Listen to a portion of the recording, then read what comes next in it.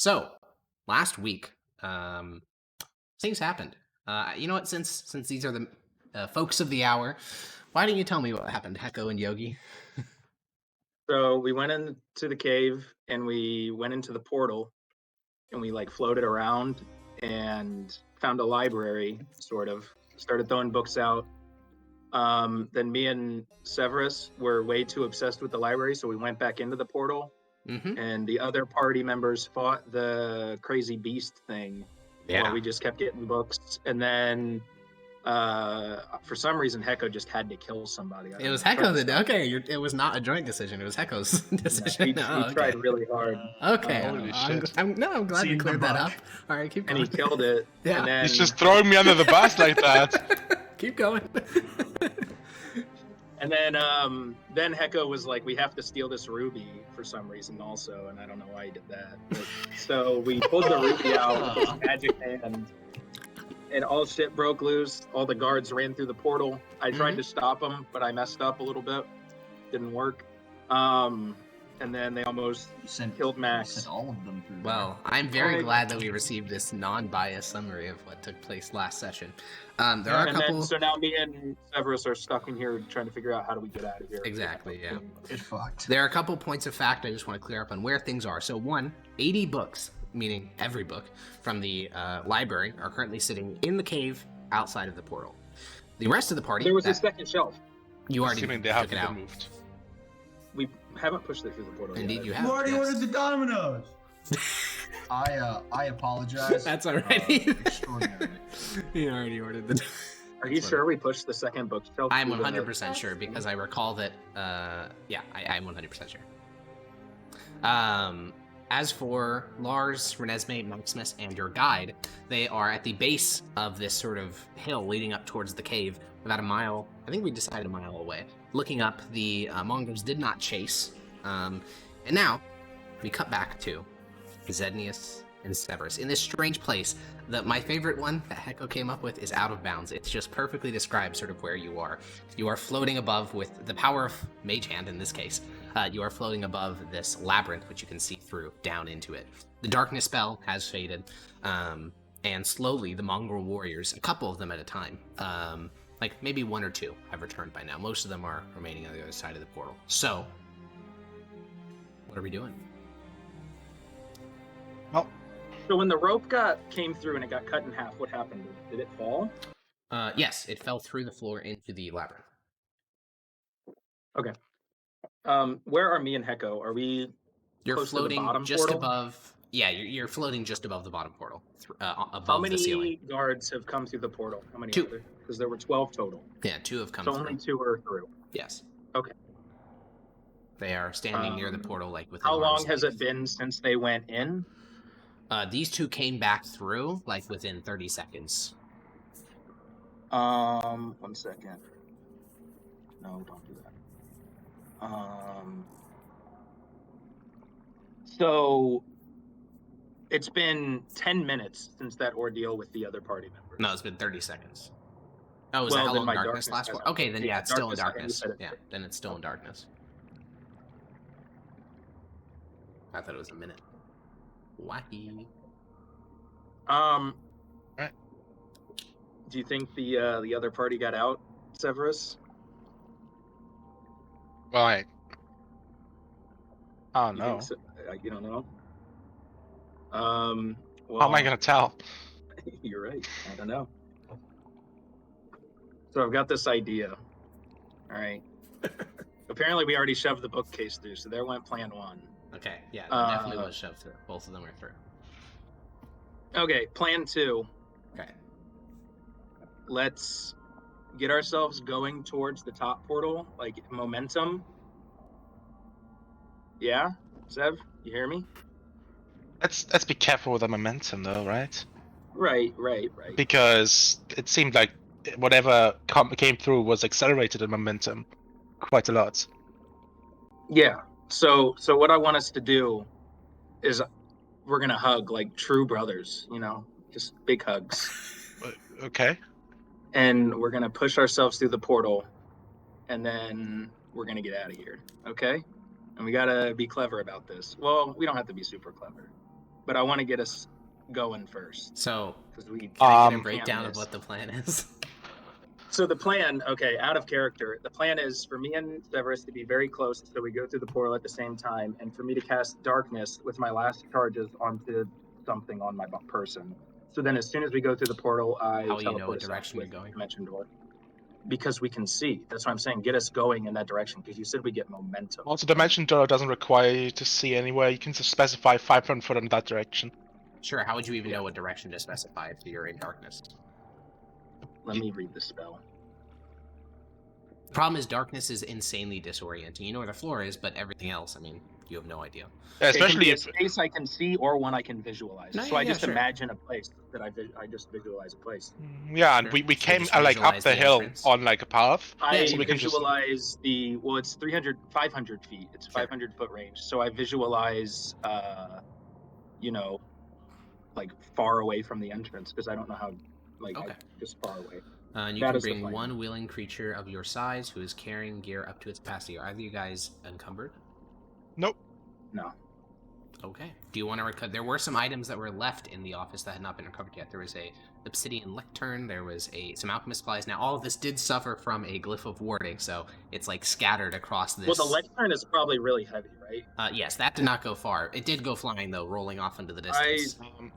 I don't think we should. Yeah. We have the weird stone, and we've got your supplies This to was write the weird spells. stone from within the desk, right? Yes. Okay. And then we also have the feather pen, the black feather, the ruby necklace, and 14 pots of arcane ink. Yes. Do we have any way to get a little bit of healing before we do this? Healer's kit would not work. I mean, we could short rest. Yeah, sure. We can't You short could rest sleep here. tonight. I don't trust You it. could sleep 8 hours. No, I don't. Oh, I forgot. I Oh, don't sorry. trust it. I was in the mindset that short rest as an hour. Sorry. Well, that's even my an bad. hour. I mean, here's what I'm thinking. I'm thinking when we blew up that desk, we were on a timer. Whatever's desk that was probably knows we're here, and if it comes back, we're probably screwed. So we should Oh probably fuck! get out of Yeah, here. you're right. Whatever's desk that was is probably powerful enough that created this whole weird mess. Yeah. So we Right, should... I have an idea. You say that you can teleport us out of here, right? Yep.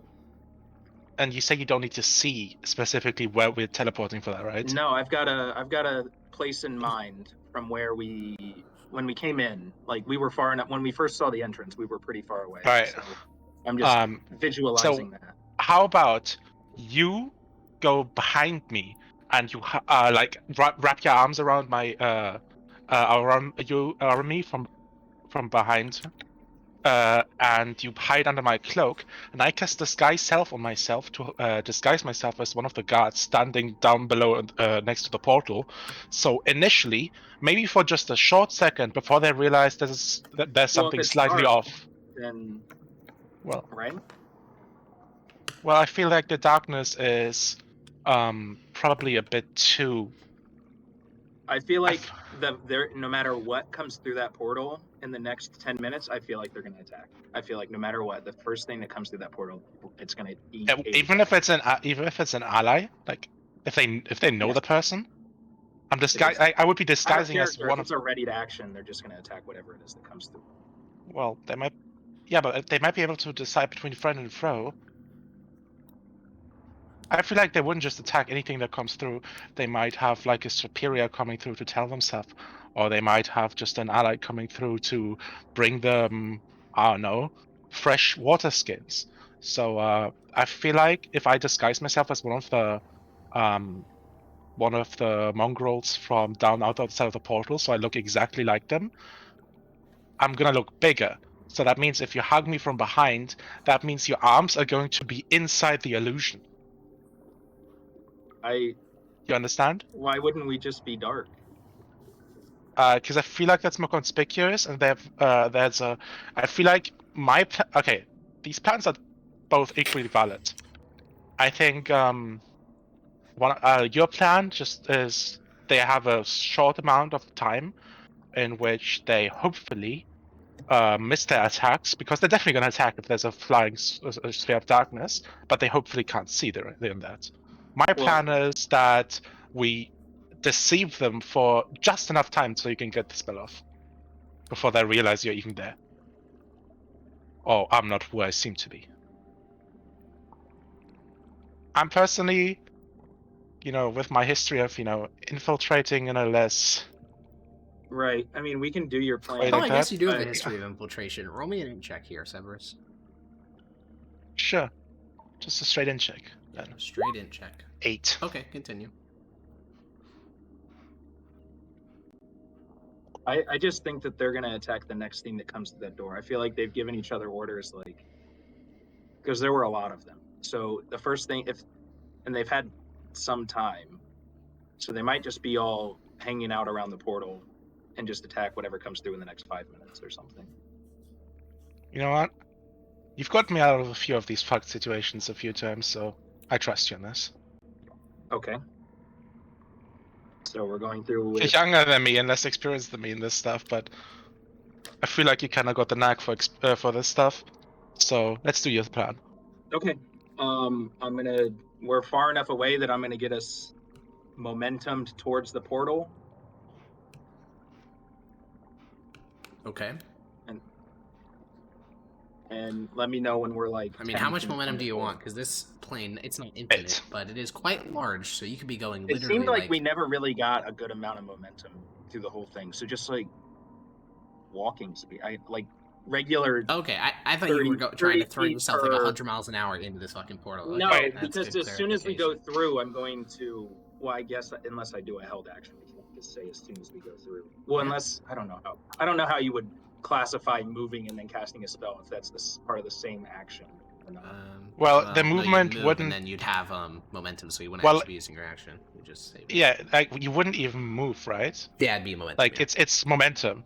Same Okay. way falling wouldn't count as moving, right? True. Did we feel something when we went through the portal? Ask for what? Any like sensations specifically? Yes, you felt like you were getting sucked through. There's a very powerful, almost, it's not quite a vacuum, but that sort of thing where it's like pulling you to one side or How the long other. did it take? Was it like half a Exactly second? 6 seconds. 6 seconds. Okay. Yeah. So I can't exactly. Well, can I? I don't know how grinded down to the core we want to get here, but as soon as I feel that, can I hold an action to cast Dimension Door? Yes. Okay. Wait. then- I feel like there's an issue. What's that? Have we ever seen 2 of them exactly at the same time go through the portal? Or does the portal have an actual cooldown and can do only one person Well, at here's a the time? thing. Here's the thing. Rough. The rough part of that is we have no idea because we know you and Peach came through at the same time. Oh, you're right. She was on my No. shoulder. Yes. Technically, yeah, that did happen when she was a spider, yeah. And we know Lars pulled Maximus back through.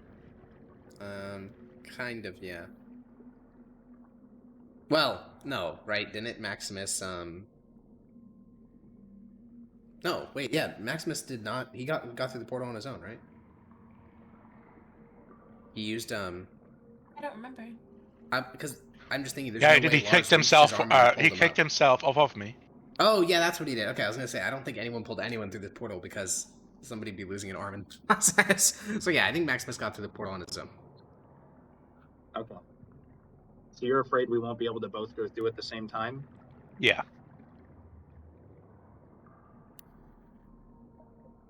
In which case, if it's about who can, Well, here's the scary who should thing, go then. through first, I think in that case it should be me in disguise. Well, here's the scary part about that is if you go through first in disguise and then I come through and it's dark, how do I know the person I grab is you? Monka W. What if I teleport out with a monster? Well, I can just as soon as I see you, stop concentrating. But it's gonna be dark, so It's going to be dark. there's no seeing. Because I don't want to I guess you just need to like touch him and know how he feels, you know? Okay, you're making it weird. It's gonna be pitch black. I mean, all he can do is just, you know, that leather is familiar. So do you want to try to go through the portal at the same? We know the bookshelf went through at the same time, and the bookshelf would have weighed more than us. Yeah. Takes up about the same space as a human, though. Oh, it does. Okay. Yeah. I mean, it weighs more. You're right. Is the 'cause it's portal wood. human-sized? Yes, actually. Little jagged line. Wait, its the base is bookshelf exactly went 6 feet through tall. at the same. Wait. You said that the bookshelf went through at the same time as a person? Well, That's not so what I said. for each bookshelf, he did a different thing. For the first one, you emptied out all the books and didn't put through the bookshelf, so it literally just was like zoom, zoom, zoom, zoom. Each one got sucked through individually. It took you like fucking ages. And I don't remember who was out there, but they got pelted by books. The second time, I think you did the same strat. So each time, each book went through individually. It was like portal opens, boom. book Yeah, gets but we sucked never through. did the actual shelf No, I themselves, don't think right? I actually did the whole shelf, but they are human-sized, is what I was saying.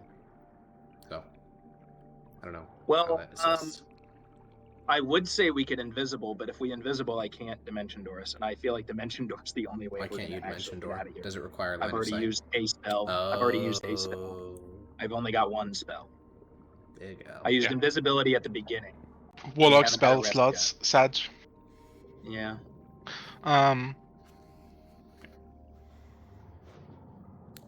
So how can you cast the darkness if you what? He has one spell left. Oh wait, that's a good. I've got 2 charges on the sword. Oh, Ah, you have an item that does that. Okay. Yeah. Column Rasa. Let's. Also, where's Het Hagal? That guy's just vibing. He hasn't been here forever. Oh, he died, said didn't he? No, he didn't die. He just out. bounced You out saw this after shit? he It ate was the. Oh yeah, right. He stuff. unsummoned himself. Yeah. Yeah, he scouted the cave and then disappeared. Well, no, Can you ate resummon something him and then now? he disappeared. Oh, what? Just some Cheerios on the ground. Just some Cheerios. Yeah, we can hear you, Peach. So, wait. And you want to Right. disguise self and go through, and then I come through and hope that the thing I grab is you? Based. I can hold the candle in my hand. It's gonna be darkness spell. It's magic dark. Yeah. So don't cast it. Oh. Then I get attacked by 8 prepared attacks as soon as I come through the portal and die. 8. Well, There's 10 There- still out there actually. yeah, But yeah, probably 10. only 8 you can know. be adjacent to the one square. Yeah, that's true. That's Yeah. true. We could try to cause a distraction. I could on the outside, like in the inside, so they You have a bomb Call- to throw through? what? You have any kind of bomb that we can throw through? No, I was meaning a distraction on this side, so they call for reinforcements to get back into the thing. But maybe they're not smart enough. When things go through the portal, do they shoot out?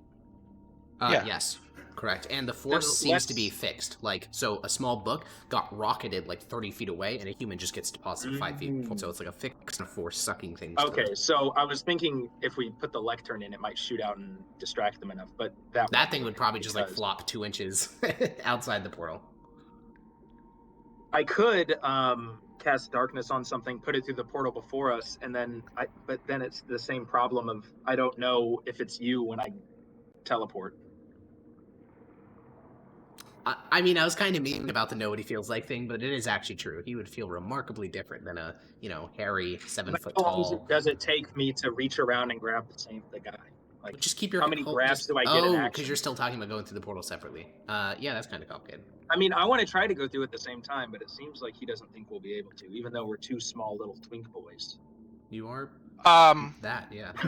He doesn't like that. Wait, actually, if you go through first and you don't cast the darkness spell, even if it's dark outside, I'm not going through without a little bit of protection. I'm just telling you right now, because I will die. And then if I die, I can't teleport you out. I'm just saying, I still have dark vision for another few hours, because Venice may cast that on me. Are you sure? Yes, Isn't it that lasts for 1 8 hour? hours. 8 hours. 8 hours. Yeah, I just it lasts checked. 8 hours. So I still have that on me. What do you still have on you? Dark vision. Oh, dark Venice may vision. cast that on me. Yeah, I That cast doesn't dark work vision, on it Does lasts that 8 mean- hours. Yeah. I know. Wait. Darkness, the spell, Darkness is is magical magic darkness. dark. Dark vision You need to specifically have- says it only works against natural light. You need to have like true sight to see. You have to have devil sight or like true sight to Correct, see. and Devil's Sight grants true sight. Or, no, it grants special Wait. dark vision through darkness.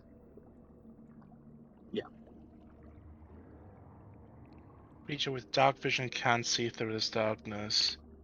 I thought you can use magical dark vision to see through it. No. It's just devil sight. Yeah, Devil Sight is the name of the Warlock feature, but Yeah, I'm yeah, aware of True that. Sight Then. is the default way to see through it.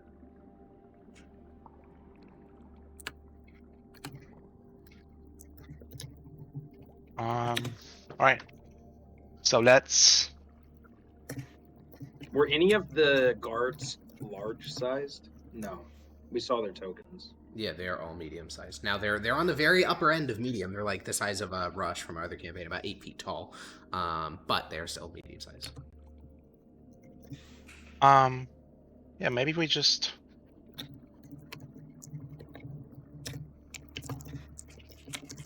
I'm not sure it's gonna be any. Do you have any like long fabric? Because it seemed like the how much rope got through before it ripped. It feels like we should be able. It was if all we the have a slack that Dota consistent- put through, so it's going to be Yeah, about if we have a 30 feet. consistent stream, if we have a consistent stream of stuff, like it doesn't stop at any point, we It might does. be fine. That's why and, the like, rope got cut. I don't have any rope on me. It does what? The the portal only remains open for a fixed amount of time and then it closes. So a continuous stream doesn't keep the Oh. portal open. That's why the rope got cut, because the portal closed after 6 seconds Mm. and cut the rope. I don't have any rope on me. Well, if it takes 6 seconds to get through, I don't think it matters. Yeah, maybe it is just. Maybe we just. I go through first. With the object that has darkness on it. And then you come through.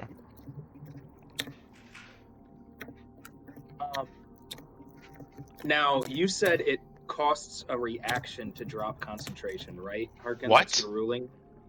Man. I thought you don't can drop recall saying concentration at that, any time. That's Yeah. rules is written. But maybe, I don't know. Because the You idea can- then would be to drop concentration and then with my reaction use my held action to teleport us out. Is That your would be isn't your thing that you dismiss your big sucking orb thing not concentration? I thought It is you could do that as concentration. well. It then, is. yes, you can do He's- that one. Oh, been- I'm starting to remember been why I made this crazy on rule. like Yeah, it. we're gonna keep it that way. Yep, it's all coming back because there were some orb shenanigans that were happening. Yeah, we're gonna keep it as a reaction. He wanted You me can- to accidentally kill Fogan. Okay, so this is. Yeah, this is. Okay, nice homebrew. Interesting. Yes. I mean, if it's wide enough to fit us both through, we can try and both go through. It is not wide enough, but you'd have to go in sequentially because you're still both medium-sized creatures. Yeah, but you said it slowly takes you through during the duration of 6 seconds. That's It's not incredibly slowly. slowly. It's more so that it takes you through over. The portal is open for 6 seconds. It takes 6 seconds to traverse the distances between these 2 points going through the portal, and it sucks you through with a little bit of force to get you through. But so if you want to go in order, like one of those first expert calls, but the portal is not wide enough to accommodate 2 people. Well, not wide enough, but if we like go basically like back to back, like Sure, like yeah, in you a can try it. hug, Yeah. then we should hopefully stay like pretty much next to each other. How about this? How about this? You go through first as your guy, and then lay down, and then I come through, reach down, touch you, and we teleport out. That's the only way I'll know that it's you. Is if like I reach down and grab you. I don't. The way he just made it sound is we won't be able to go through at the same time. So that's the. But that's if you think Side by they will side, but kill like you as soon as you go through.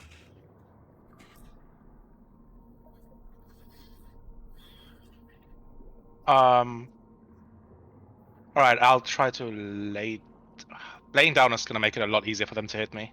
Yes, advantage actually on 8 attacks. That's like Then instant death. don't lay down.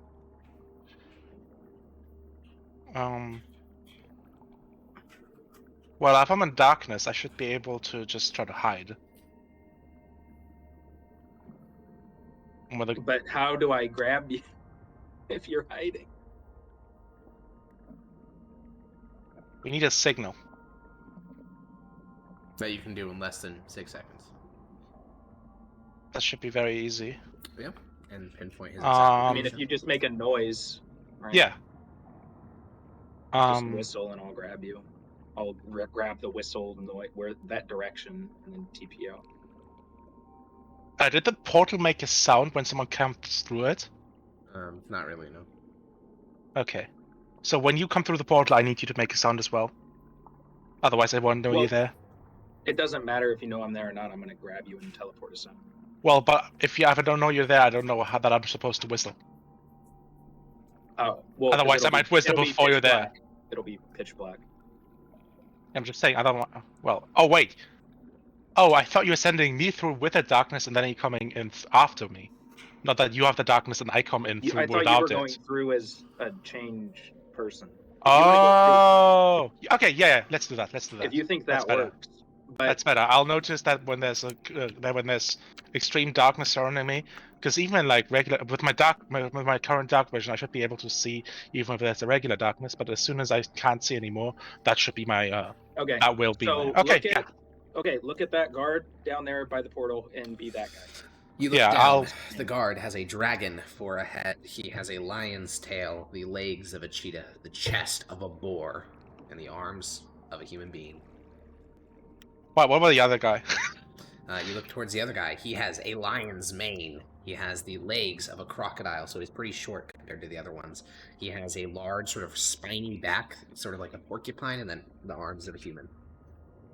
Yeah, I'll use that one, and I'll cast Disguise Self myself. All right. Great spines, appear, and within a moment, Zednius, you are sitting next to a repugnant creature.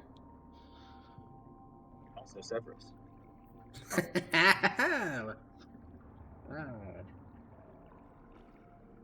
All right. Okay.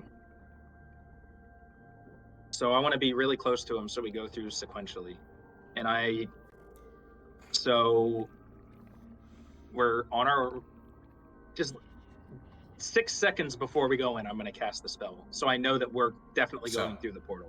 Does that make sense? The two of you guys float upward using Mage Hand. You get closer now. The labyrinth fading away beneath you. You see one of the creatures walks out, exits from the portal. That's the simplest way to say it. Exits from the portal far beneath you. He seems to be engaged in sort of a grunting conversation. He has a boar's head, so it's a series of high-pitched squeals that echo even up to you guys hundreds of feet above. And you continue to float upward, and then now you are positioned. There are 2 empty bookshelves near you, because these were both emptied out into the portal, and now they're just sort of hanging out. And Severus is in front in his beefy mongrel form. Zednius, you are right behind, and just so I'm clear on the order of events, you are casting darkness on yourself. Severus is using his mage hand to float forward. He's dismissing his mage hand as he traverses the portal, and then he's going to appear in a room and try to pass off for 6 seconds like he's I don't need to dismiss it. Well, if there's a floating... Oh, invisible. Ooh, la germaine. Yeah, so you're going to go through the portal, be like, hey, I'm one of you guys for exactly 6 seconds. Then Zednius goes through. It gets plunged into darkness. Severus, you whistle, he grabs you.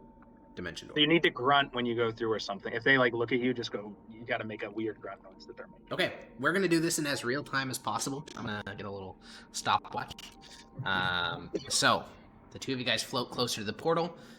Zednius, you are plunged into blackness. Severus, you reach your arm forward, and you are pulled through the portal, and you find yourself in a cave. There are the 10 or so mongrels in the chamber are largely focused on the books, and one of them looks back at you, and you see him instantly cock his head like something's wrong, and he looks at you and goes, "Rah, rah."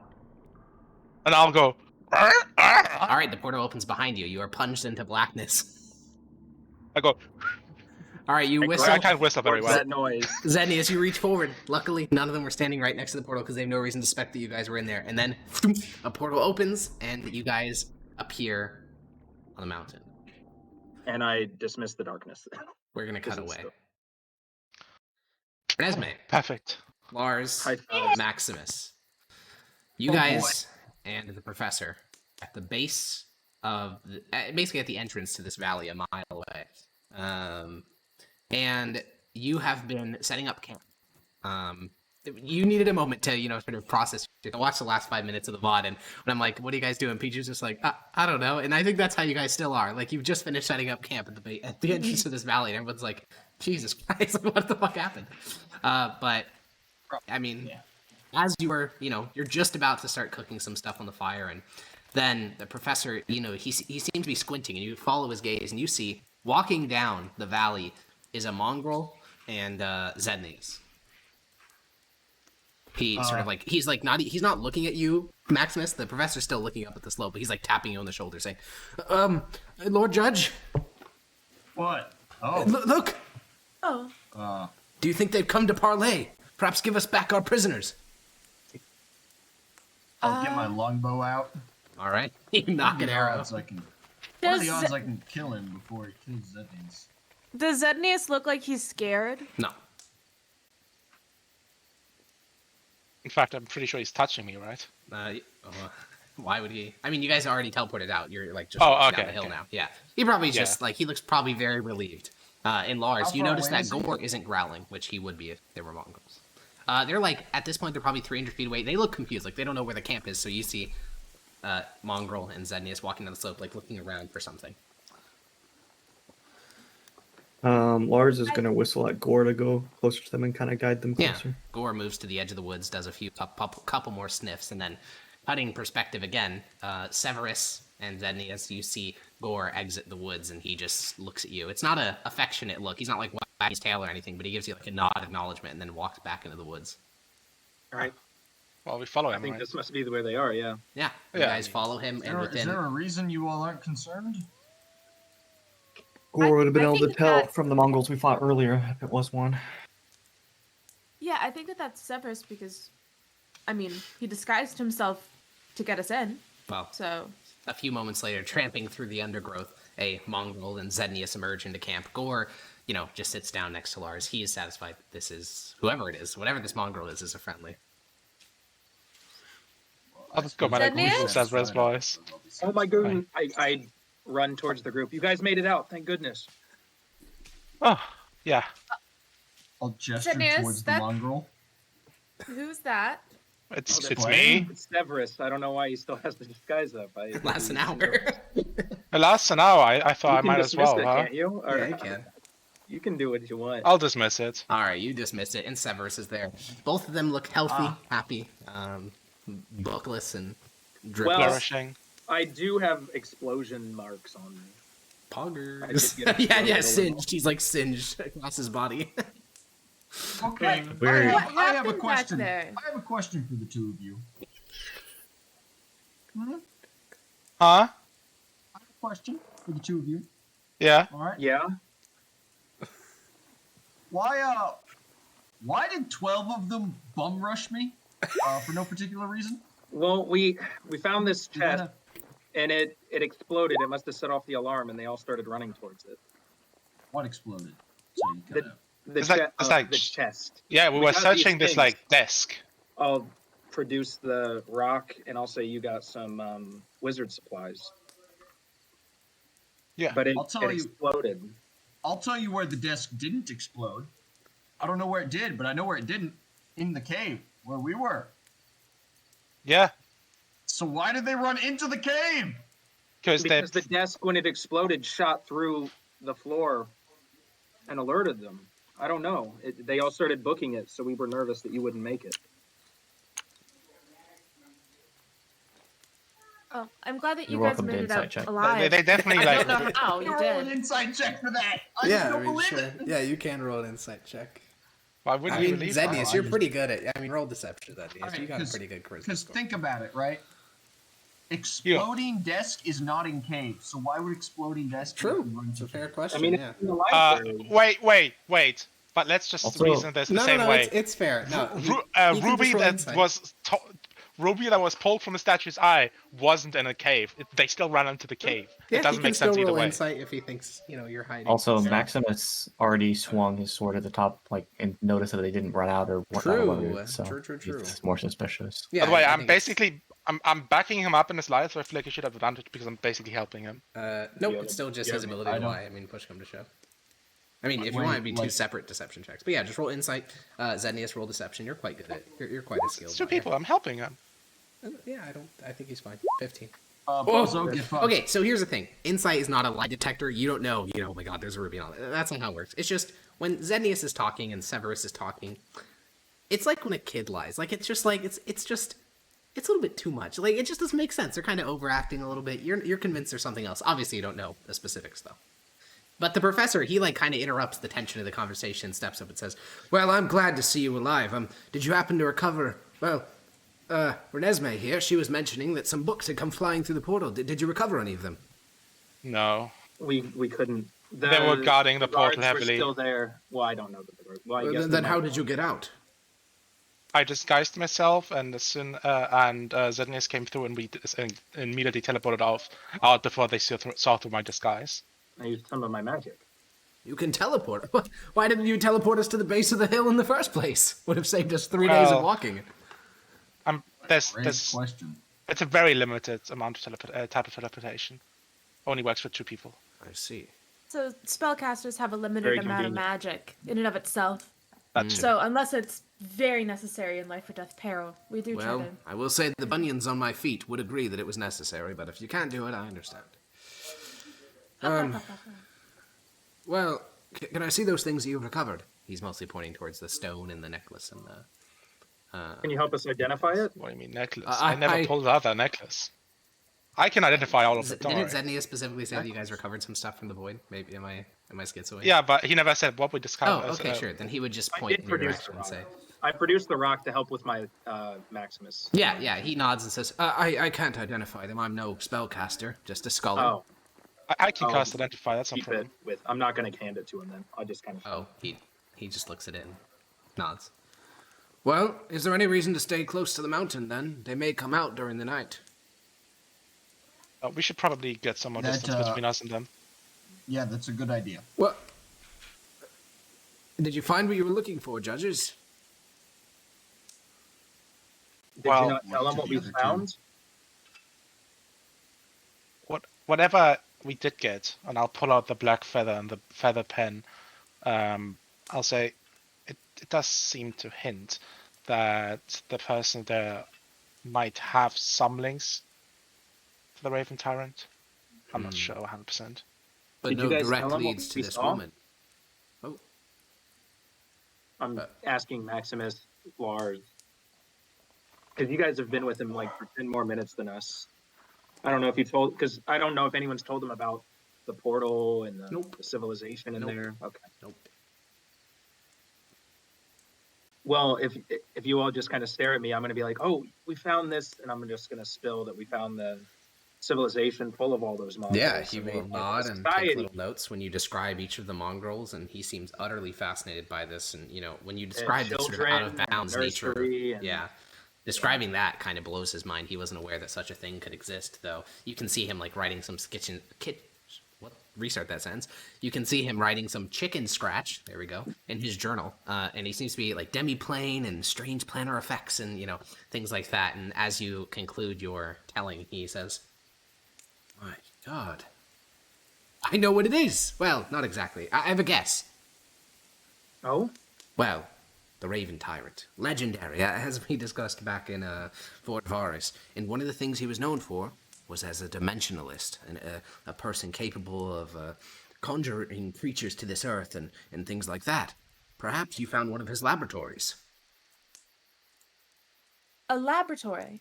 Yes, it sounds like what you described is a demi-plane with unique planar effects that I'm not a wizard, so I can't say, how such a thing could be achieved, but it sounds right in line with something a dimensionalist would pursue as research. You describe strange creatures, perhaps from some other plane we're unaware of that he summoned here.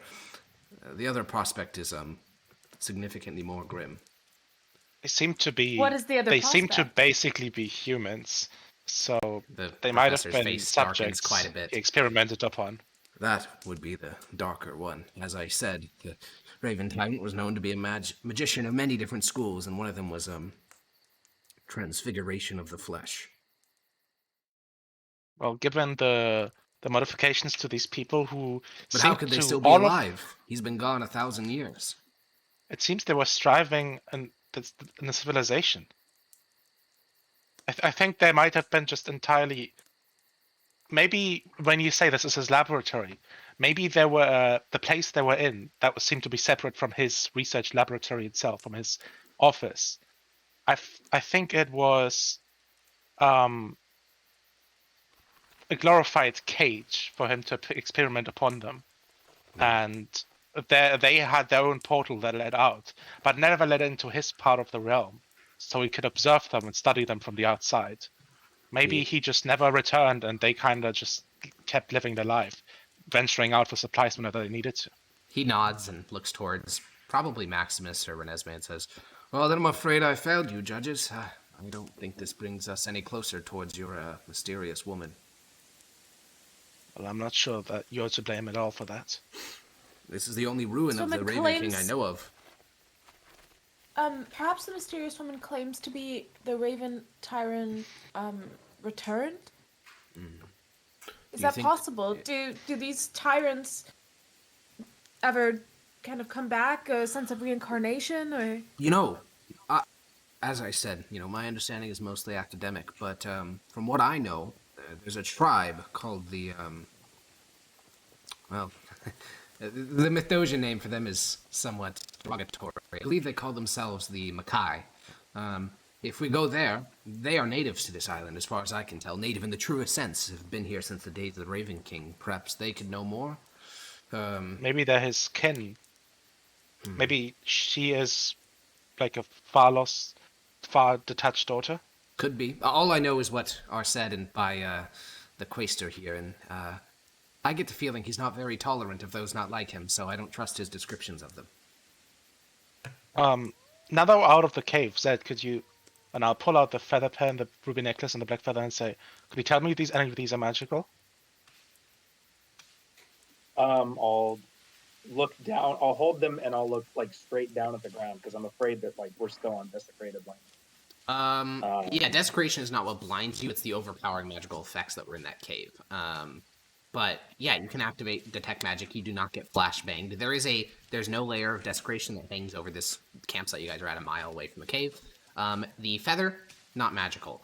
The ink pots, not magical. The pen, not magical. The necklace is magical. It is specifically What about of the school of rock? the rock.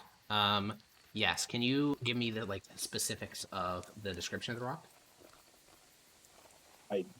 What's the name recorded as on your sheet? Because I think I would have given myself a hint there.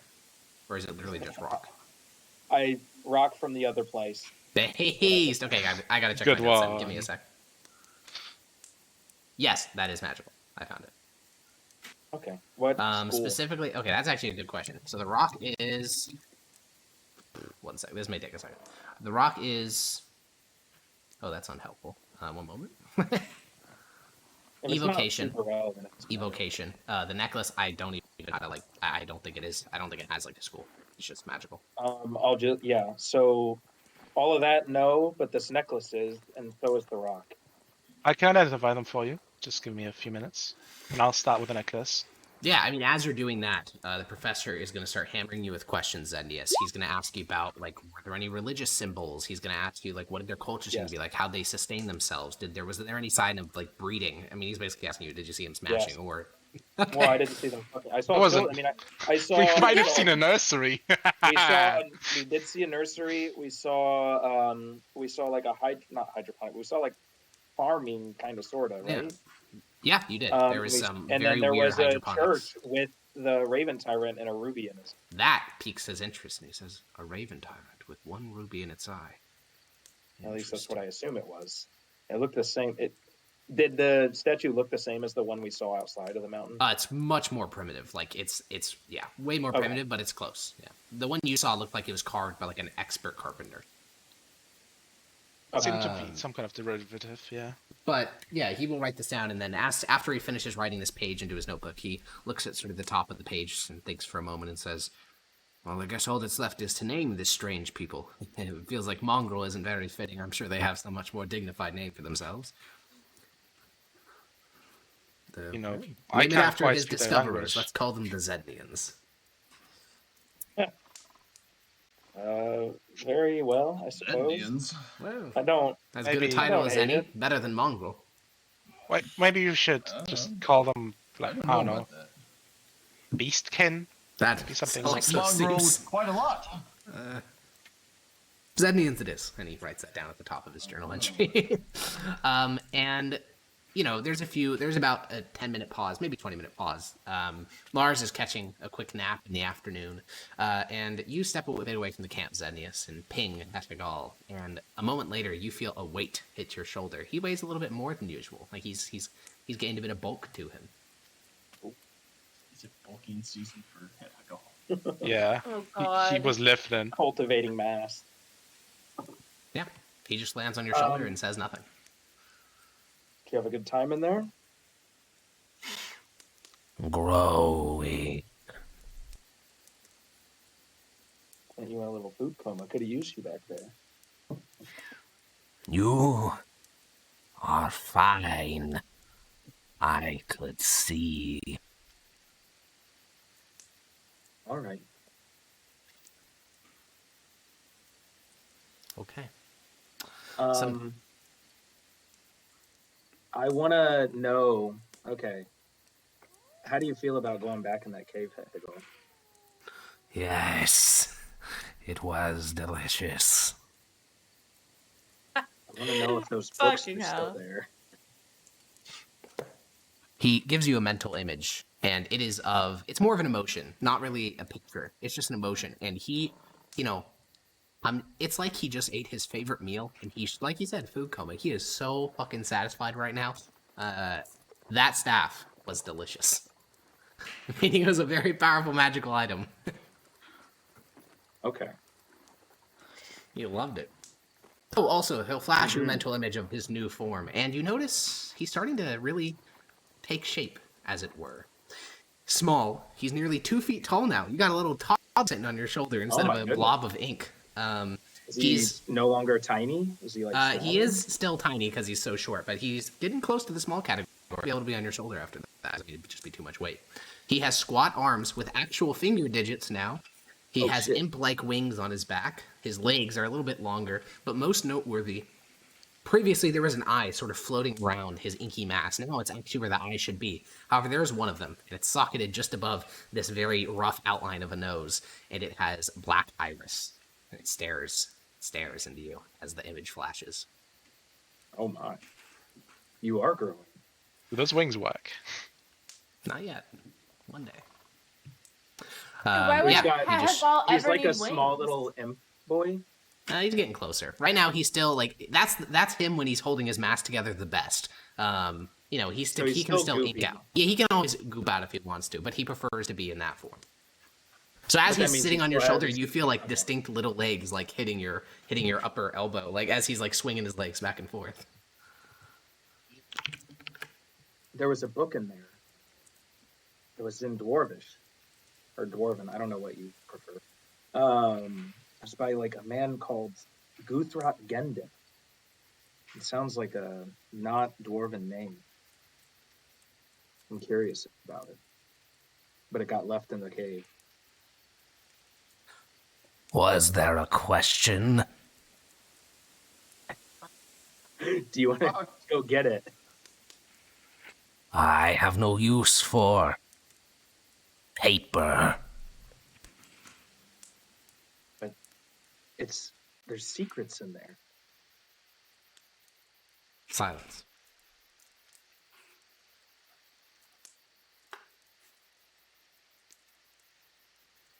All right. My identify be done by now?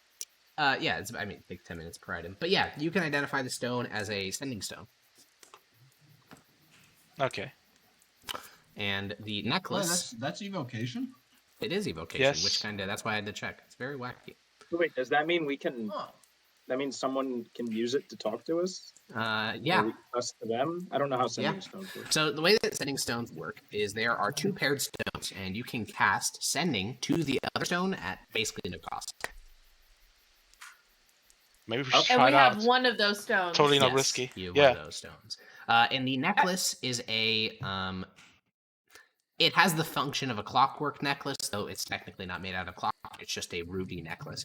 And in terms of mechanics, I think it allows you to re-roll 1 die or something. Oh yeah, when you make an attack roll in the amulet, you can forego rolling a d20 and get a 10 on the die. A little bit different, but in that vein of things. And you can use it Once a day. once per day. Now that's by default, but since it's not that strong, no, I'm gonna do what I do with every other item. It's gonna be a week. Oh, let's So use this. you said there was one language from those books we couldn't read. Like we Yes. didn't understand. It had different symbols. Correct. Can I recreate those symbols in any way? No. If you had taken an etching, if you had like really constituted time to like memorize it or anything like even close to any of those, yes. But you're just doing it based off memory. It's like me trying to draw Korean. It'd be pretty bad. Okay.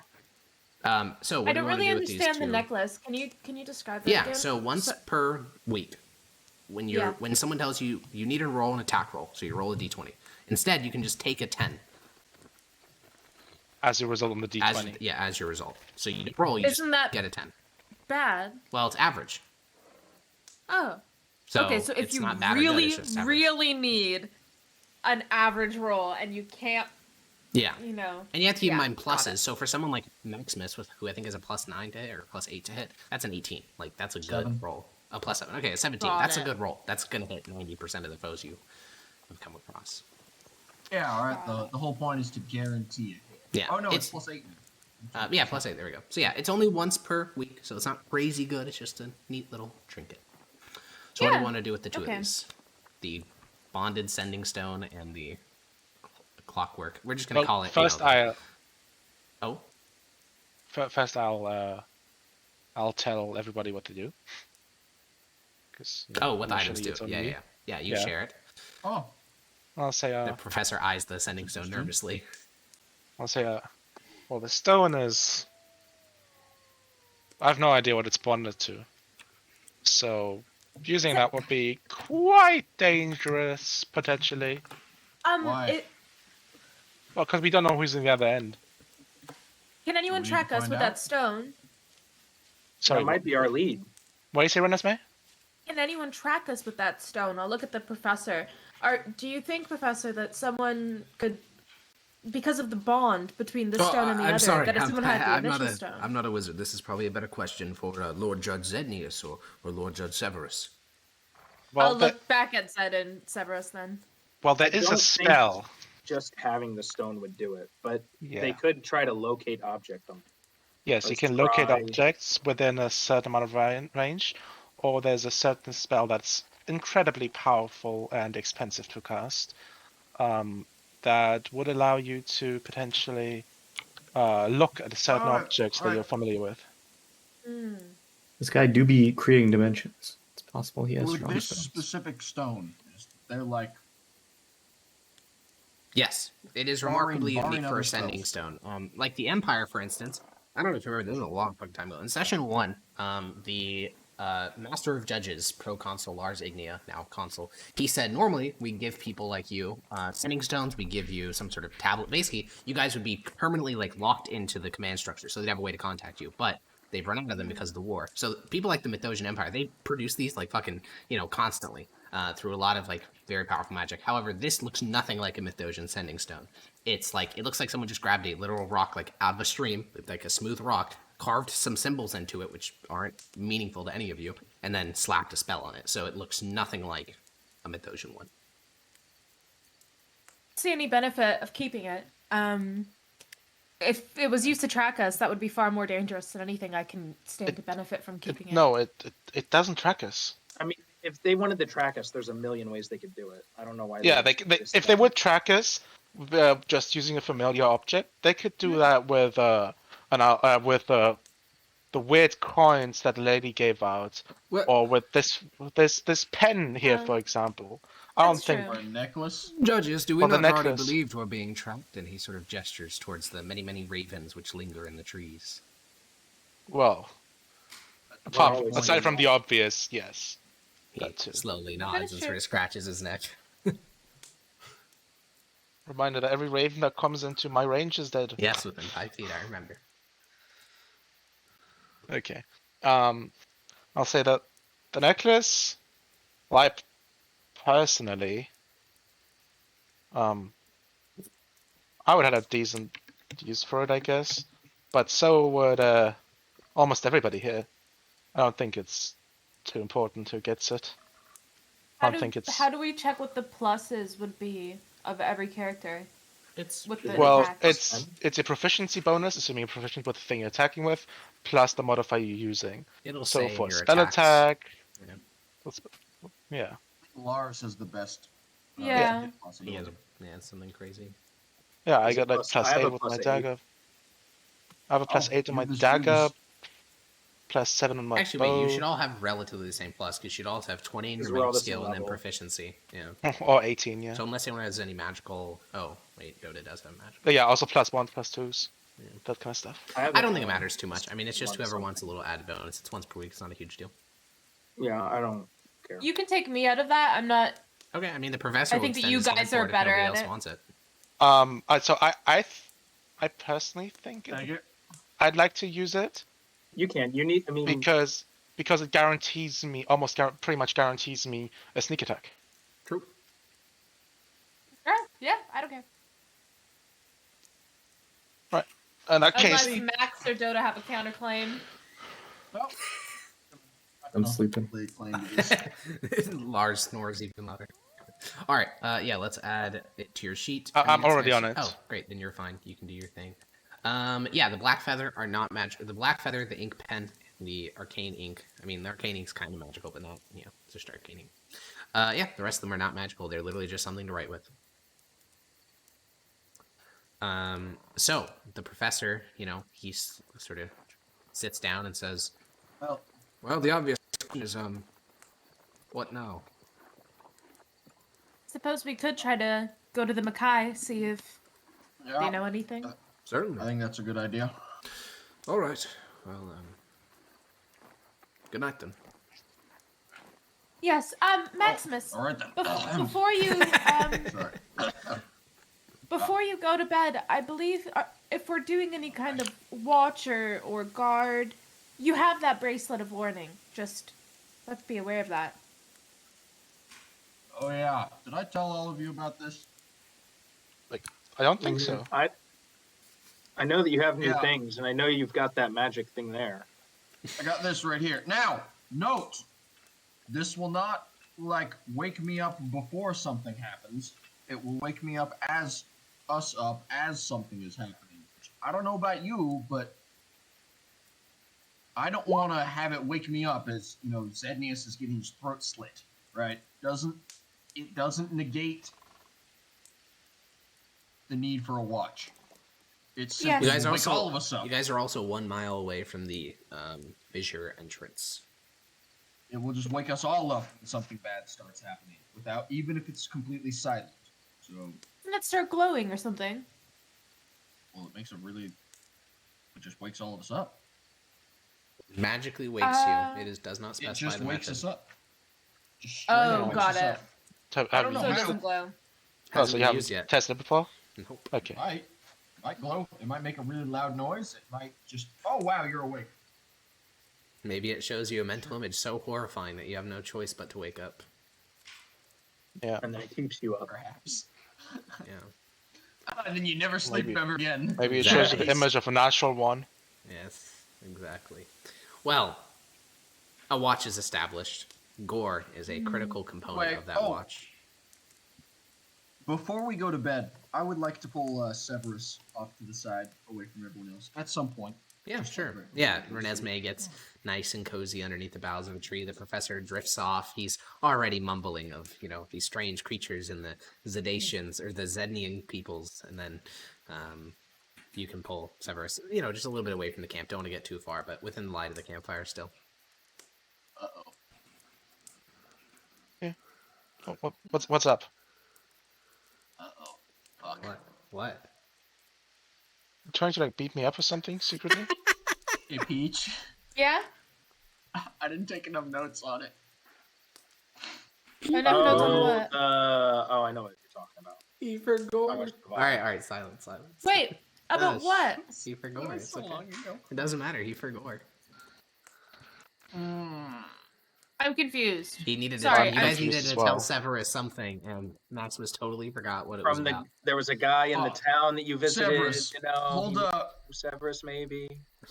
Oh, is this about me asking me whether I killed someone a while ago? Oh, well, I mean, you should have brought me Yes. into the conversation. Well, if you Severus, didn't. stay LMAO. here for a moment. Severus, stay here for a moment. I'm gonna just go get Peach. This is a Yeah, really you walk easy over the fix. campsite, Peach, this you're is not a dreaming hard- of oatmeal and raisins, and then you're awoken by the approaching of plate, and you see Maximus looming over you like a loomer. I will, stumble backwards in fucking fear. And be like, what? Maximus, what the Oh. fuck are you doing? Sorry about that. I'm talking to Severus, but I forgot what we need to talk to him about. All I remember is it was about he killed someone, and I was angry about it, but I Fix end forgot. moment. Oh, I'll like rub my eyes. Dead Maximus, inside. Okay, what? at this point, I think everyone in the camp maybe not heard the exact words, but like I think the professor sort of peeks his eyes open and said, "Yes, you were talking to Hetagal, and you sort of, Hetagal seems to his interest is piqued, and he will roll off your belly." And Lars is just sleeping. Doesn't Necessary Yeah, care. Lars to do doesn't care. right now, Maximus. Right now, when I was sleeping. So the issue is I've already forgotten about it, and if I don't do it now, I'm gonna keep forgetting about it. Oh, remember? Good memory. You No. could have asked me tomorrow during breakfast, or I don't know, during our long walk that surely we're going to have to take for hours, where we have nothing else to think about. But you chose to wake me up. Wake me up Really? inside. Yeah, because I was gonna forget. I feel like I've been over this. Oh my God! I'll get up. I'm like, where do you want me? Where do you want me to go? Walk over to Severus. All right. This whole time, I'm munching on a big old field ration. Yeah, Severus, you feel Okay. something rolling up your leg as Maximus and Renesmee approach. It's like I'll like look down, thinking it's like a bug, and then when I Yeah. don't see anything, be like, You That feel guy. a little proto hand grasp your shoulder and pull itself up fully onto your shoulder. just go like, yeah, you have hands now. You say that as Maximus and Renesmee approach. What? Oh, Severus. nothing. What's happening? I was gonna go to sleep. Renesmee is clearly not happy with being woken up. What's happening? We have an inquiry for you. We would just like to know, have you ever killed anyone? Well, yeah, of course, many people. Okay. I'm just gonna look at fucking Renesmee. We What the fuck? had to go to a town, and apparently it's a town that you had a lot of connection with, and we met someone who said that you escaped from prison, killed his son, etc. What can you tell us about that? And this is relevant how? I'll look at Maximus. This is relevant how? Oh, I'm Oh. curious. He killed someone in cold blood. Just Right, yeah. Because. We're just wondering Just if because? you were So evil or something. that's I'm why sorry. I'm giving. I couldn't have it. I just looked up. That's why I'm asking for an explanation because I. Okay. Oh, I understand what's going on. Okay, yeah, no problem. I'll clue you in. This isn't a secret or anything. So back when I was first recruited into my specialty, to serve the Empire. We all know what it is. Yeah, they gave me an initial job. Well, no, they gave me an initial job. We traveled the roads, and we came. Wait, hold on. It was your organization business? Yeah. Oh, okay, then I'll go back to sleep. Well, kinda. Yeah, I mean- don't care anymore. All right, That's- Maximus walks away, his armor clinking. Such is the way of the Empire. I'll stay. I didn't do it for hear personal him. reasons. Okay. The man we were speaking to, he said that his son was a part of some sort of campsite that got raided, by you. Some strange man came to get you, then you killed his son. And Oh, he yeah, I was really did. sad about it. Yeah, I did because they weren't setting up a campsite. They were deserters that had a captive, and we're talking about hopefully catching a woman so they can rape them again. So yeah, I just Oh. took them out. Thought they were I'll criminals, and think for a moment and then be like, good call. I'm going back to bed. yeah, Nice talking to you. Yeah, you guys go to bed, satisfied. Business of the Empire, dealing justice out in these streets. it is what it is. It is what it is. Shouldn't have been a deserter. Yeah, you guys all go to Mega bed. based. And now we get to review my favorite mechanic. Everyone make a wisdom saving throw. Wow. This is good. Oh yeah, like Your favorite it's this mechanic? one. What's happening? That's right. No, I'm real curious. One of Fuck. us, probably Lars, is gonna have a really, really bad dream. Probably, Lars, but not guaranteed. Ah. Not guaranteed by any means. We've all had one. I suppose if I get a nat 1. Yeah, you could. I have a I'm ready. +2 Nope. to this. Well, okay. No, all right. Okay. Bozo. Fuck, Lars, Severus. you do get a weird dream, but also more importantly, you don't get the benefits of a short rest. So everyone else, you can start Riposo. taking those. Lars desperately needed that, so that's a big L on his part. Well, Uh-oh. Lars, you go to bed. However, pain throbs through your chest. It is a deep, throbbing, and yet familiar pain. The pain of injury, the pain of a bruise or impact that struck your chest. Your eyes flutter open and you look around. Things are familiar to when you went to bed. You can see your campsite, your companions are close by, and yet something is wrong. Each of them has met a grisly end.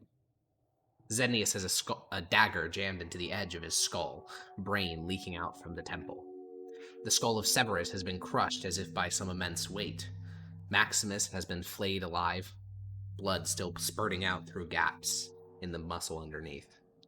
And finally, Renesmee has been broken, each limb tied to the spoke of a wheel, and the wheel turned, their body forming a strange spiral.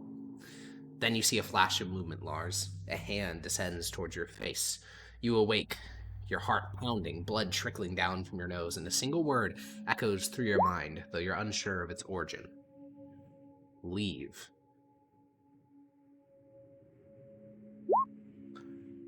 And that's how you wake up, Lars.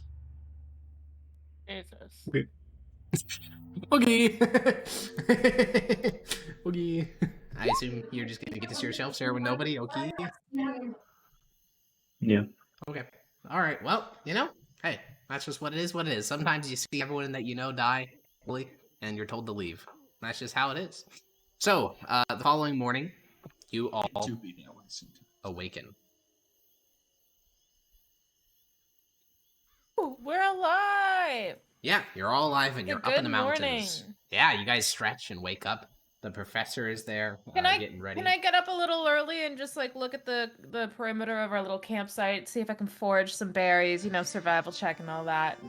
Get a little you cannot do a cute full breakfast. Yeah, you can't do a full thing in the morning, but you can definitely get yourself, a couple berries to top off your usual disgusting rations.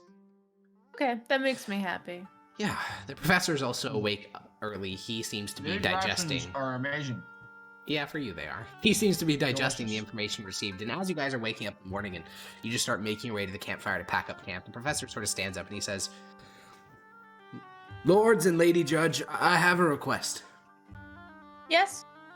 Oh, I'd like someone to sneak into the cave and recover the books. I know how ridiculous of a request this is, and I'd understand if you say no, but what you're talking about is a repository of knowledge 1,000 years old. That makes it older than the oldest library in the entire empire." If you understand why we'd say no, then no. Of course. All right. Hear him out. wait, you're not going to be doing it anyway, Lars. Besides, Wait. why is now the time you decide to take a stand on something? This shouldn't be too big of an issue, actually. Man, Really? people I'm like just- to I'm- be handed I'm out just gonna- and sleep. Old man wants I'm just some gonna books, motion fucking to myself being almost evil. dead. This is what I hear. Well, this can be pretty simple. We're Wait. okay with me burning a spell. It'll be the easiest thing we've ever done. Exactly, that's what I was gonna say. What would you do? I'm starting my I would next short make- rest. All right. Invisibility, of course. Your You would next what? short Well, rest. make the professor invisible, and he'd go do it himself if he wants to. He says, jeez, I'm not I one wasn't for gonna stealth. say that. I was gonna say you make me But you'd be invisible and I do invisible. it.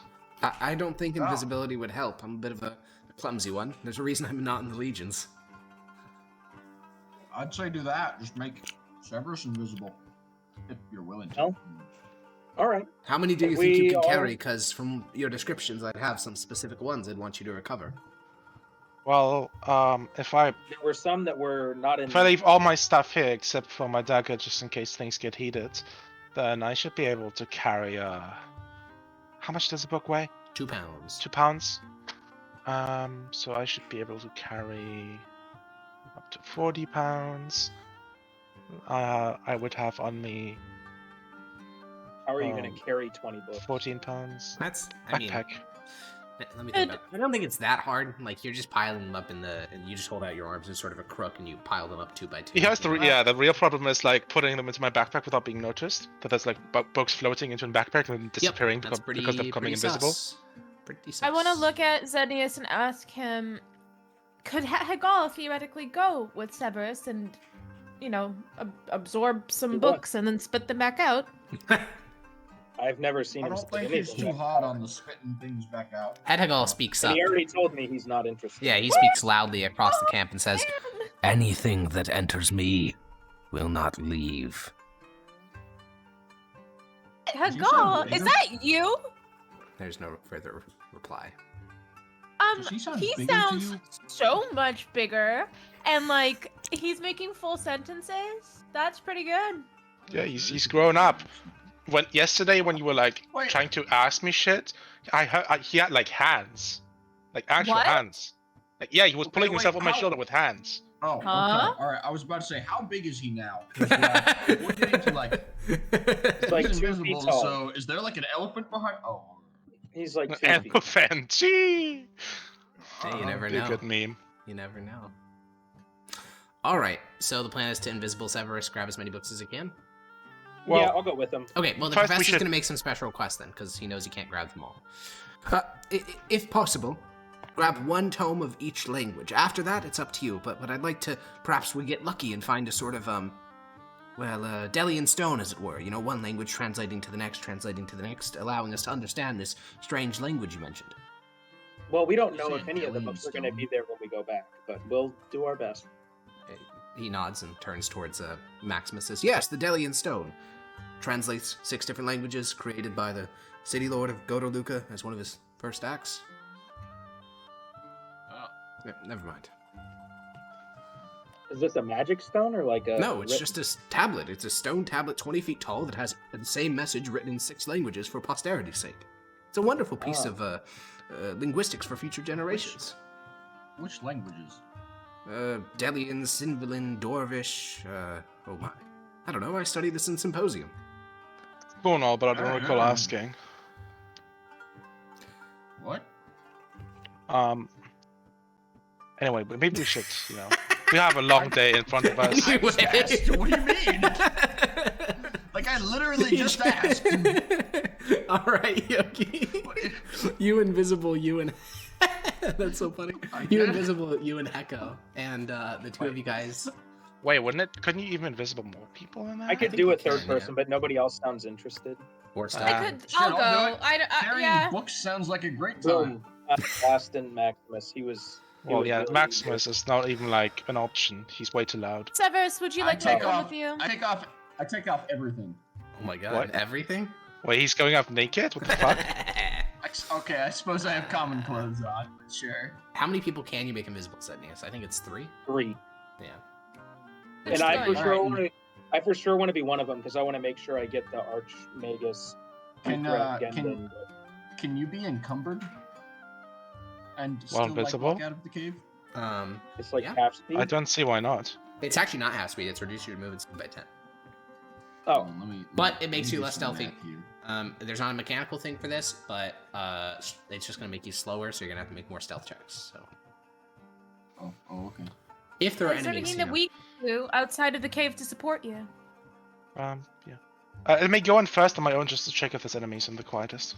Okay, well, how long does invisibility last for? An hour? an Ow. hour. Okay, well, just pick the 3 people, Zednius, and then Severus can go scout things out, and we can make decisions. from there. Me, Severus, and Maximus because he can Based. carry the most. Okay, all right, you 3. Zoom. I'll bring go a invisible. backpack because it's gonna be a horrific amount of books. Yeah, so will I, so... And Severus, you with your One backpack on big begin company, a something trek like- up the hillside alone to go see where things are.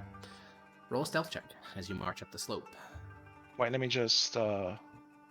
Well, I don't want to cast it until we get close because it's going to take us like half an hour to. Well, even you get want to Severus it, to go right? scout the caves individually, right?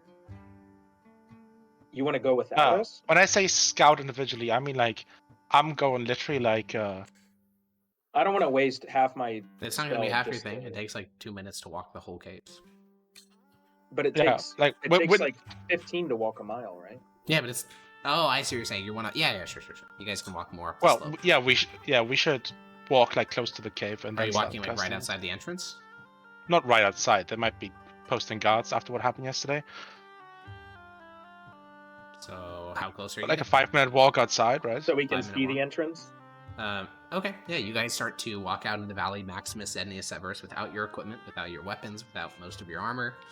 I have my dagger on Yeah, me you got your dagger. and my armor. Okay. I have all my stuff on me. Oh, okay.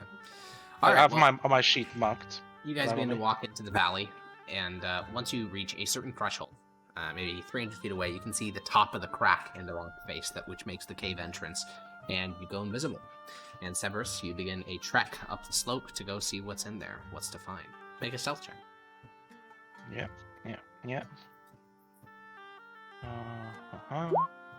Okay. You move and peek your head inside the cave entrance. There's no mongrel waiting right around the corner, and so you move inside further. And you find some things have changed. We're not going to move to the map just because there's not really a point to. Wait, is there any light? I can't see. Oh, yeah, you don't have a torch anymore. Or you're not lighting a torch because it would, like, totally show your location. Yeah, I think you take 2 steps inside the entrance and then walk back out to where Zednius and Maximus are. You guys can tell Severus is approaching because you see a couple bits of gravel roll down the slope. Well, Well. let's see. Well, I can't see shit. Didn't think of that, Maybe did we should have asked Renesmee to make me see in the dark again. It wouldn't help us much, would it? Well, of course not. Do we want to risk going on with like a torch or? You know what? Let me just check something, and I'll go back in, Yep. and I'll feel along the walls, and like Okay. I'll move like a bit, Yeah. along the wall slowly, and I'll just like stand there for like a few minutes and listen. All right, you listen. 2 or 3 minutes. You hear one sound. It's hard to identify exactly what it is. It sounds a little bit like whistling, a little bit like eating, but not like in an obvious way. Like this is some weird. It's not like a human eating a sandwich or something. It's like a weird noise. You hear a crunch, something happening. It's deeper in the cave though, not in this portal room. No. Alright. Going back outside again and saying, well, there's most certainly something inside there. Heard something like eating or something. Sounded pretty weird. Didn't really see any light in there. But there's definitely mongrels in there. They might call for more reinforcements. Do we really want to take this fight? I don't think we do. so we don't No. get both. No, probably not. How many did you hear? Sorry, what did you say? How many did you hear? Did you say? Oh, Just a bunch. it was hard to tell. I have no clue. Could be like just a single one. Could be like 5. Just 4 of them be quiet. Probably less than 10. I don't know. Didn't see any of them. I just heard a faint sound.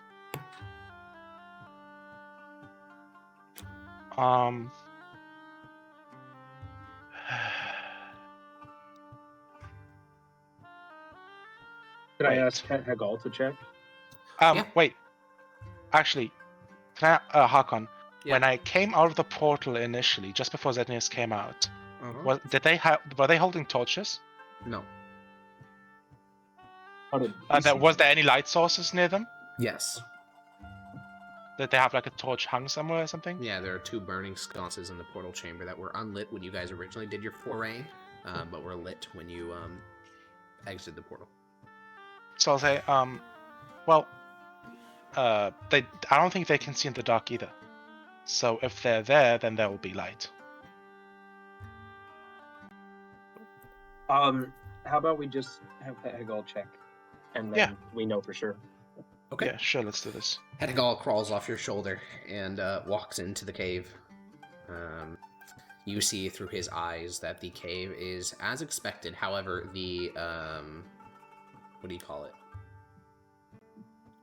spider area of the cave, the webs are significantly thicker, almost as if the passageways have been intentionally blocked off to protect them. And the sound of munching, you can't hear it, you can only see through Hetagal's eyes, but he will send the mental image back to you.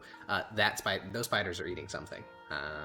Unclear what, Spiders? but, you know, they are. Yeah, up in the top of the cave. You guys never really went there, but there were these giant spider webs.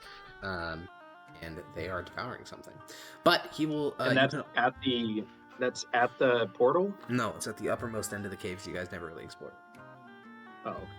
As for the portal, there are about 50 books remaining. There's no real rhyme or reason as far as Hetagal can tell as to what's been taken. And then he will walk back out of the cave. And he said he didn't say there were any mongrels? Was no. it dark in that portal room? The torches It were is out? dark. Is and Zednians? He has dark vision, so no, he doesn't see any Zednians. What's that, Severus? He said any Zednians. Yeah. Yeah. Oh. There's no Zednians in there, but those spiders, they're eating something. I don't know. If we alert them, that would be pretty bad. But I mean, if we can figure out, I think we could get in there and get out, but I don't know. We'd have to see. Because the only thing in there is those spiders. There's still 50 books. 50 something.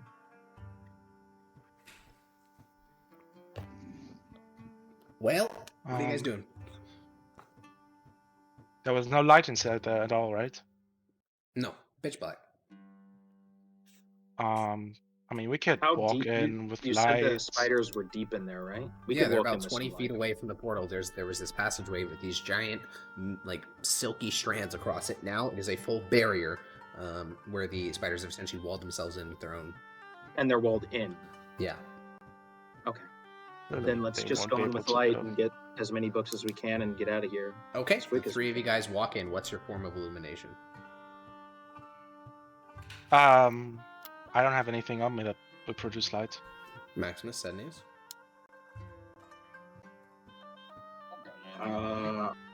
Does minor illusion create light? Not enough for this. There's a spell called Light that makes light. Don't have that. Will also make you visible. No torches from any of us? Any three of you? Let me double check. I took everything off. True. Yes, so did I.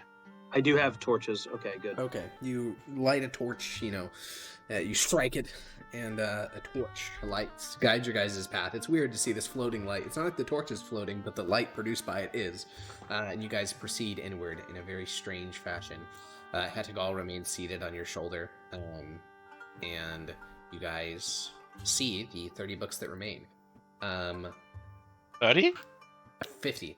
30 books are missing. That's what I I was was gonna say, they're getting less every time. Yeah. What the fuck? Okay, so So the 2 books that remain. I have the full list of all 80 books. I'm trying to decide how we determine which ones are missing. Let's just do a classic. One sec. 1D. Let's just do. We're not going to do 32D. 32D80. Instead, we'll do. I will pick arbitrarily. Okay, great. So yeah, there are 50 tomes sitting on the ground. 48 specifically, but whatever. I'm just gonna start shoveling them into the backpack. Okay. How many can you carry? 60. Oh, that's all of them. Wait, Okay, no. so you guys 90. just watch as I can all carry of these 90. books just get vooped across the ground and disappear into nothing. Can I make sure to grab? Like, it's gonna take a minute. I want to grab one Yeah. of each language if I can. Sure, easy enough. I'll And, just uh, stay guard. Yeah, you stay guard. Nothing comes through the portal. The spiders continue to devour. They seem content to remain in their area. Other than that, the cave is quiet. Is there any other scouting of the cave you'd like to do before you return No. down? No, The we. more scouting we do, the more likely it is we have combat. So Yeah, let's get the fuck out of here. All right, you guys I am, return. I am encumbered, but I don't. I can take a few off of Yeah, you if you I'm need me. It So- doesn't really matter. All Nah, things that's considered. okay. In terms of combat scale, it's really important. But in terms of like out of combat, it's whatever. 10 feet around, it's not that big a deal. So yeah, you guys end back down the slope. Your invisibility is nowhere near running out. So at what point do you want to get rid of it? Like when you're walking into the camp, or as you're like descending the slope, or? Oh, I'm gonna try As and we're convince the walking other into three the- to jabrank the group over there because I think it's Okay. funny. Classic. Well, Oh, Lars, so we're gonna spook them? Okay. Renesmee and the professor are sitting around the fire. Lars, you have been trying to close Because your eyes and get more sleep.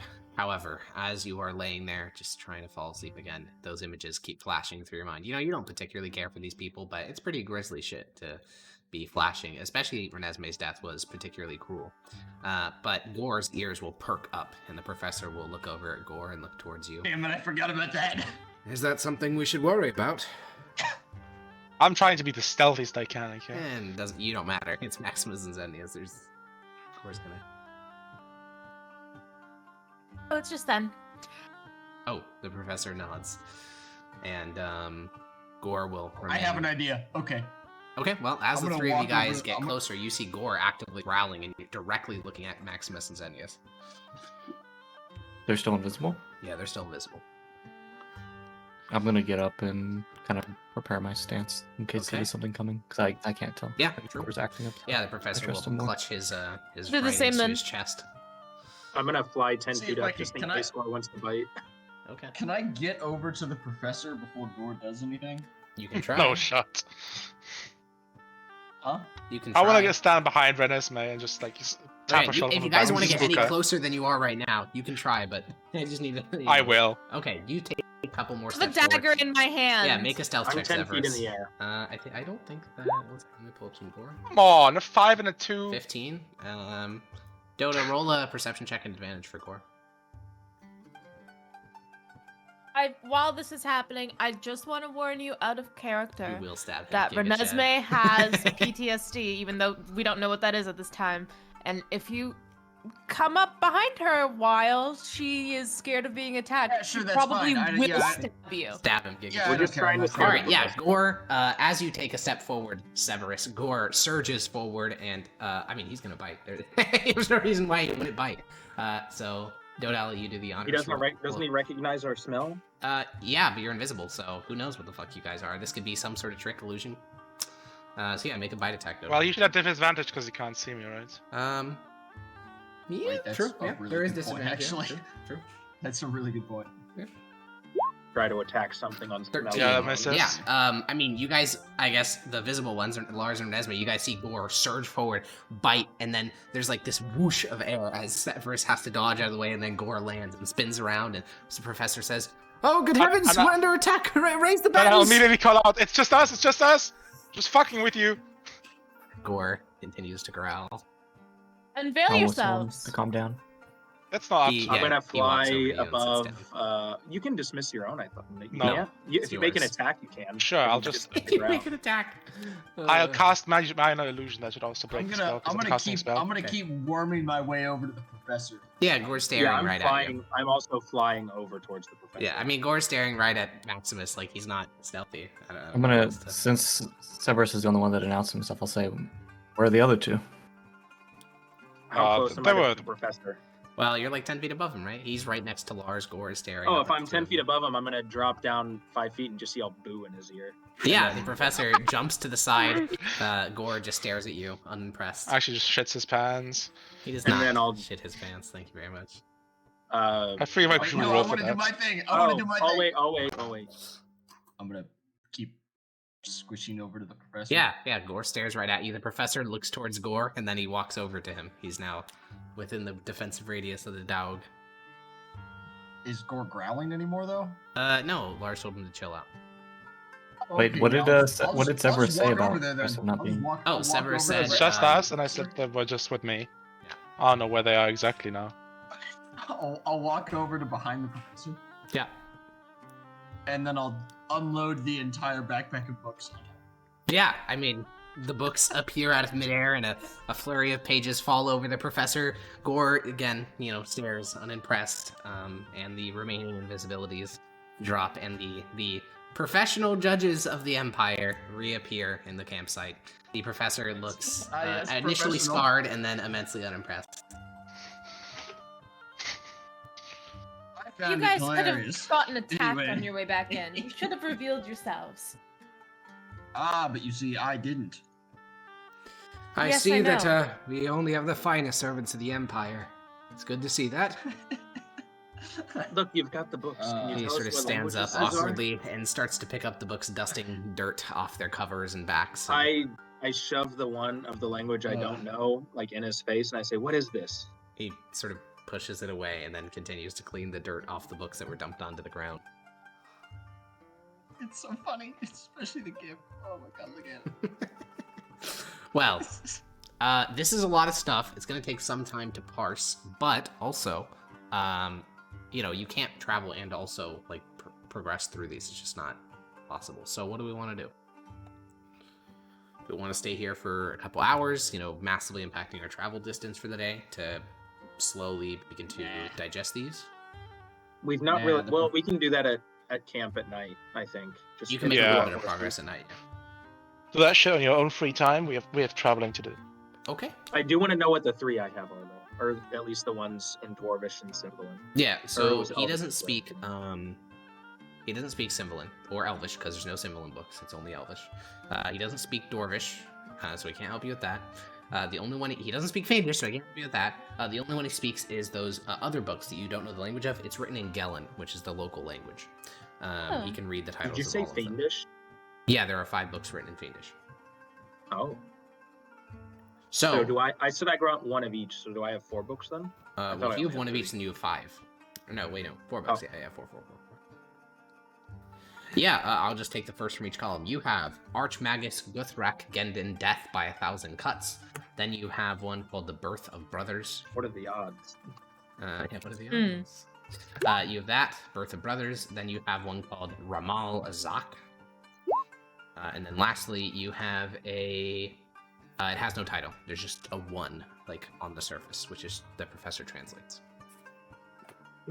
All this. Can't wait until 2 drops. Yeah, true. Long-awaited those sequel. are the tomes that you personally have. You can add them to your sheet if you like. And then the professor will load up. You guys have like all your horses dead, right? I distinctly recall that we are horseless. Is that accurate? Are we? I don't. They I all think you're died. making that up. Am I I making that think- up? No, Alex. When did Alex, they you're die? thinking of you're thinking of Aeolion, where every single horse. Oh yeah, I knew about got massacred recently. Okay, I don't then, think we've lost any horses on this. Okay, yeah, then the professor will load up the books into the saddlebags of his horse, a great number of them, and you guys can begin to travel. Now that we're back on the travel map. Ooh. We're going to the Mkai. Yes. He But we don't tells know where you they that are. they are to the northeast of Veruzia. That is all he knows.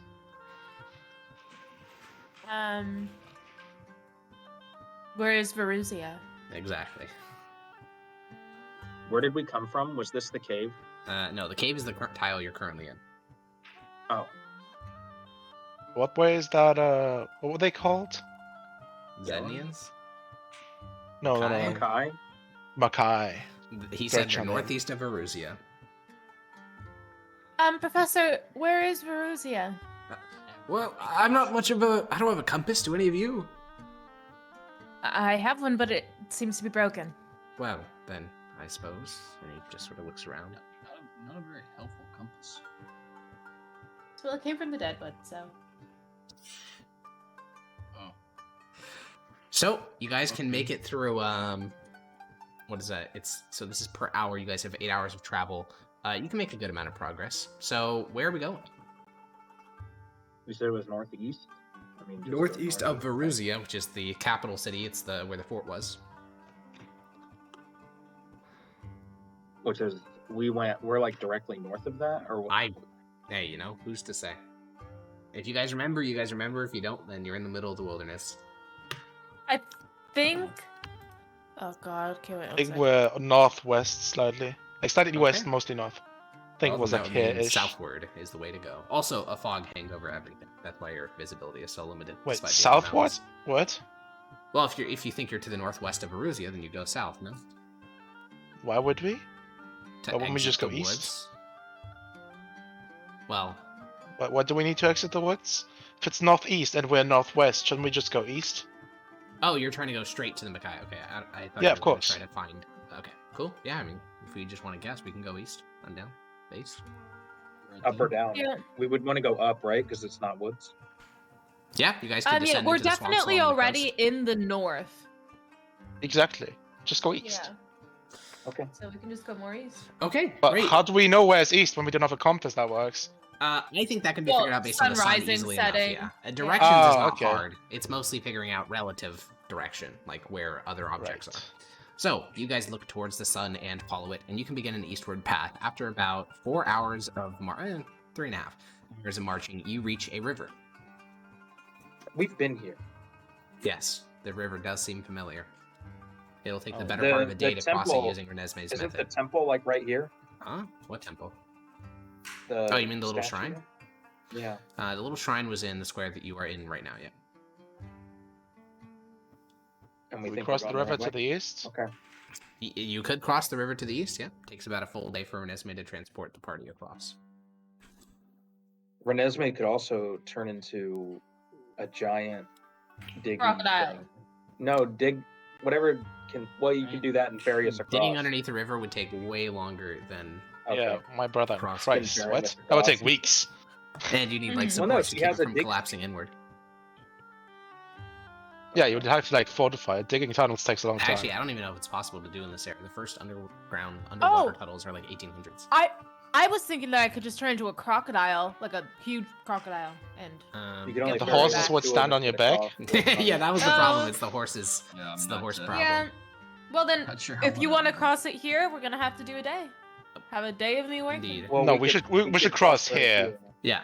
Yeah. Yeah, the main portion of the river. Yeah, you guys can spend Oh, another 2 hours marching cross down it river. twice. And I don't think there's enough time left in the day. Unless you guys want to push into the evening and like not get the benefits of a short rest, there's not enough time to cross the river today. That's gonna. Nah, last really needs to rest. Okay. Mhm. Well, as you guys go to sleep tonight, no wisdom saving throws. Really? No strange dreams plague you either. You all get short rests. I That's- want to spend my night using comprehend languages to read. Yeah, the professor can help you with that. We're just gonna start, rather than just info dumping you this entire handout, we're just gonna start working through, like book by book, okay?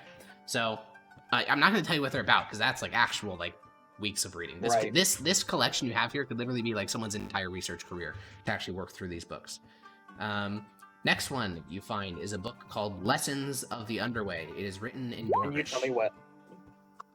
Underway. Lessons of the Underway. We'll just do one of each language each night, just to keep it exciting.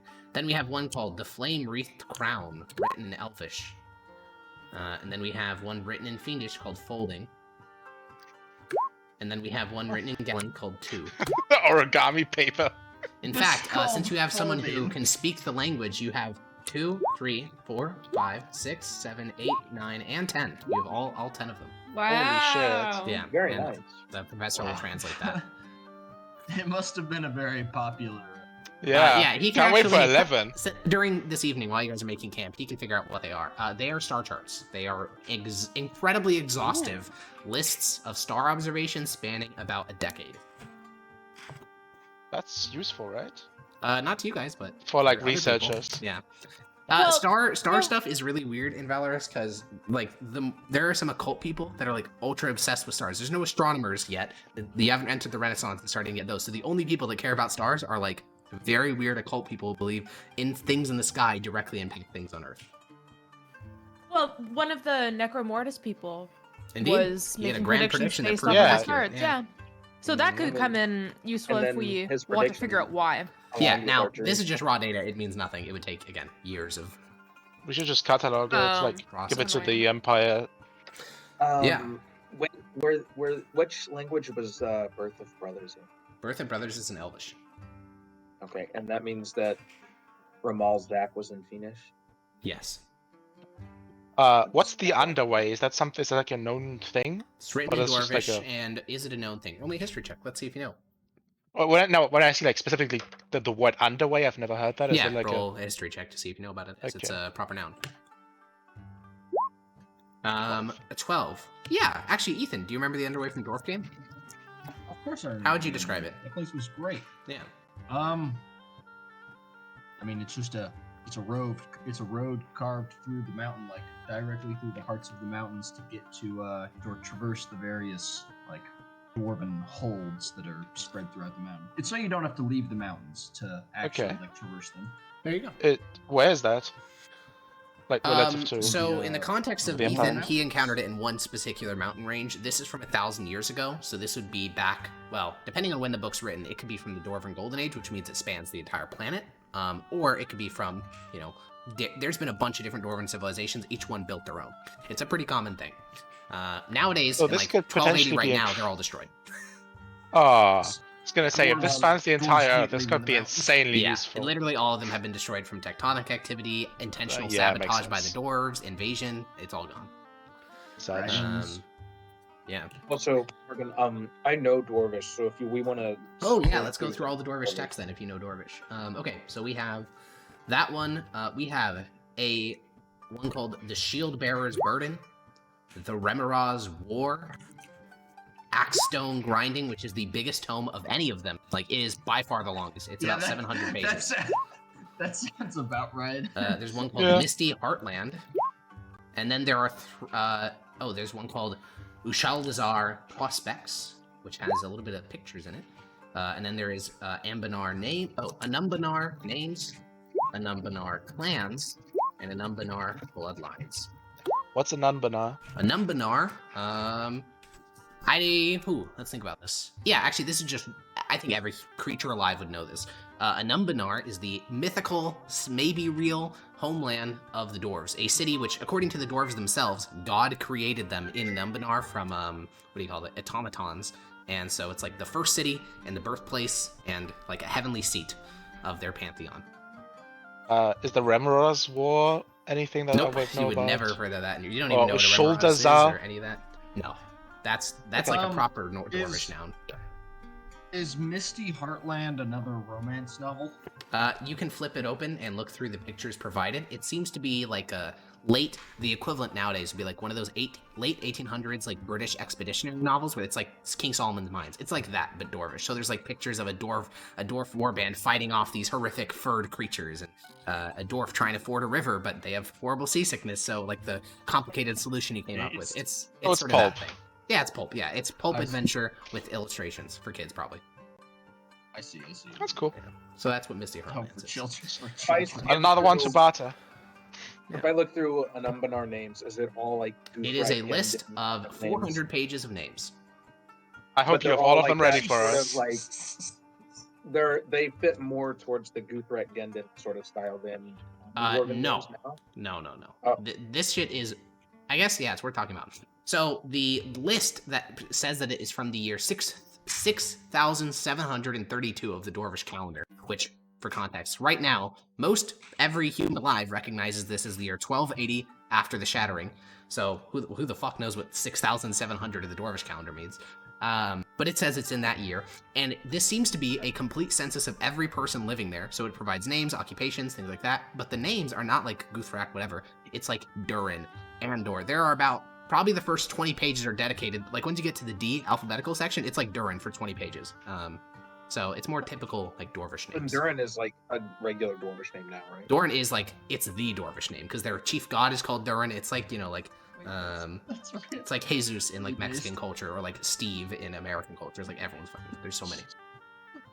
20 pages of Durin? Yeah, 20 pages of Durin. We actually just found the Nandana like fucking telephone book. Yeah, basically, yeah. It doesn't include addresses, but everything else. God, occupation, and all that stuff. Yeah, so that is, I think that's what you're able to glean this night. You guys all get your short rest. Yoda, do you want to burn through like tons of hit dice? Yeah, my tons of hit dice. I definitely have those. Oh god. Oh god. Does the professor? Oh no, the professor has a healer's kit. Taking a little pee break. But does the healer? Yeah, you know what? As you guys sleep and awake the following morning on February 2nd, we can take a 5-minute break. We'll be back in 5 minutes.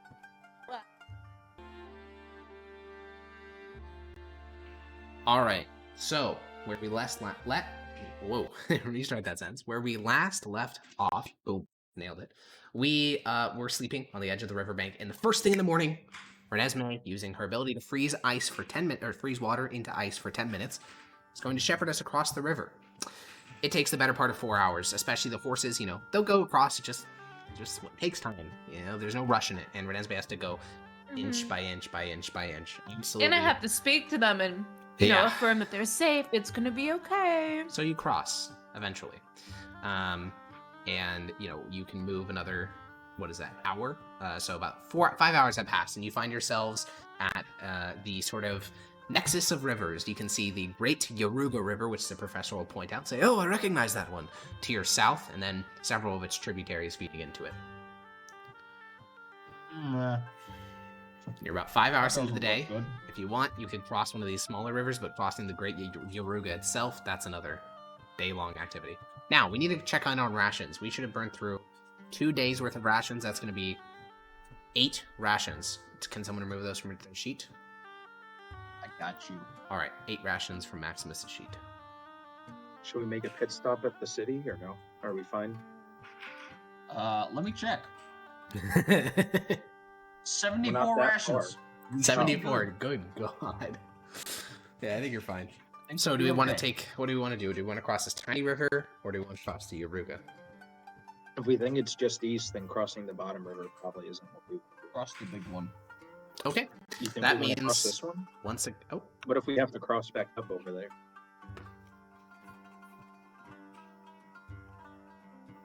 I don't know. Take them to bring them all over. How many hours? I mean, Well, like, the what if little we river you don't? guys can Like- cross tonight and then make camp on the other side, but the big river, that's like tomorrow. That's a full day tomorrow activity. It's a fast-moving water stream as well, so. Okay, let's do that.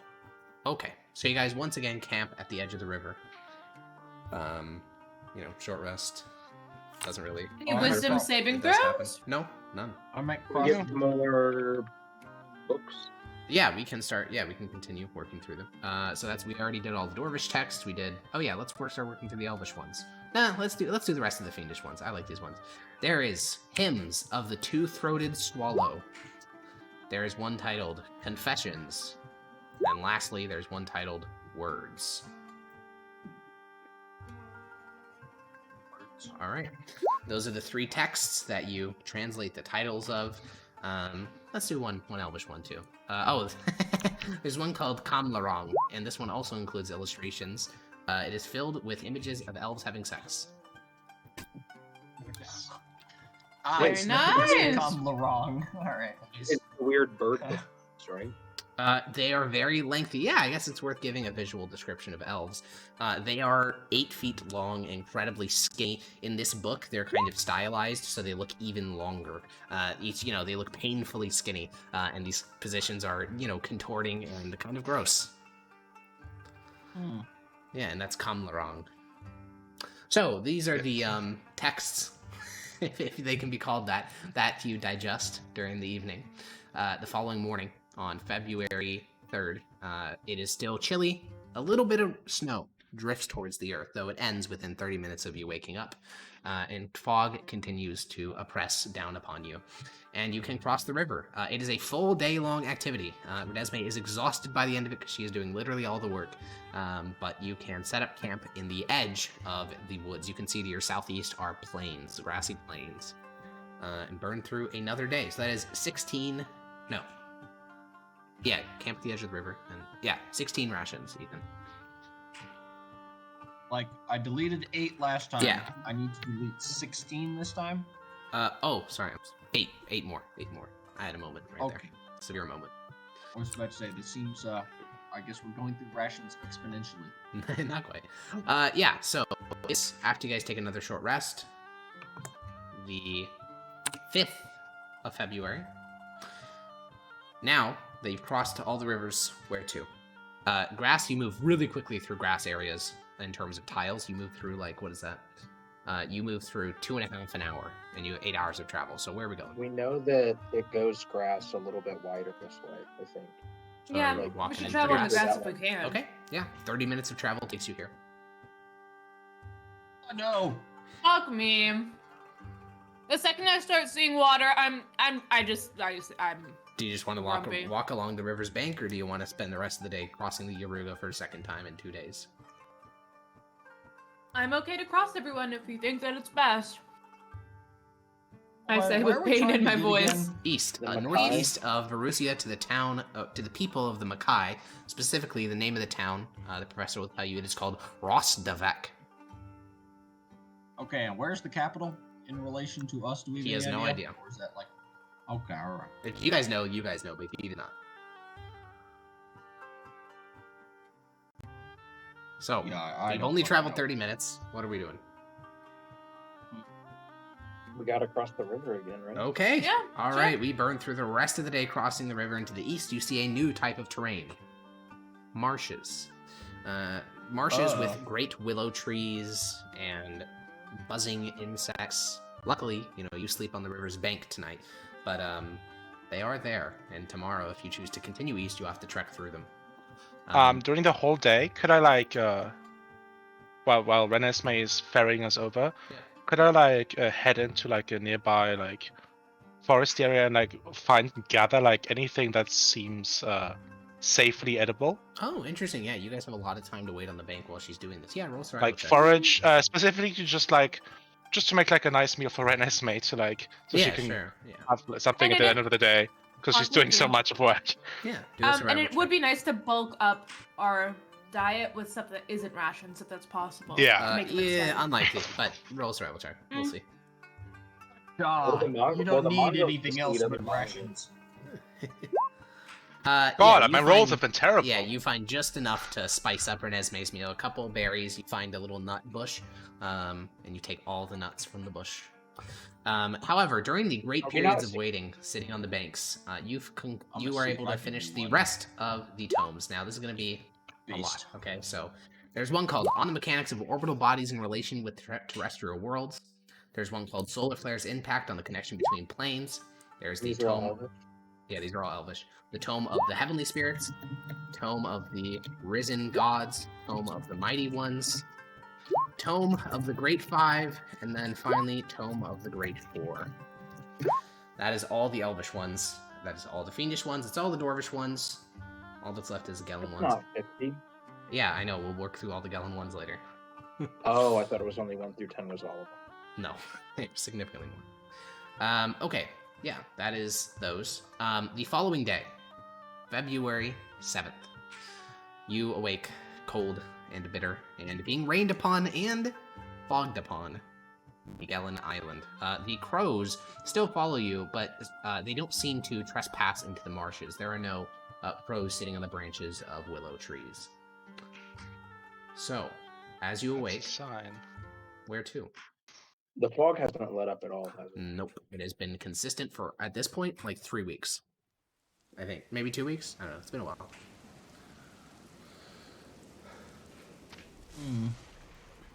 I'll turn to the professor. Yes? Is the rain a constant, or is the fog a constant thing here?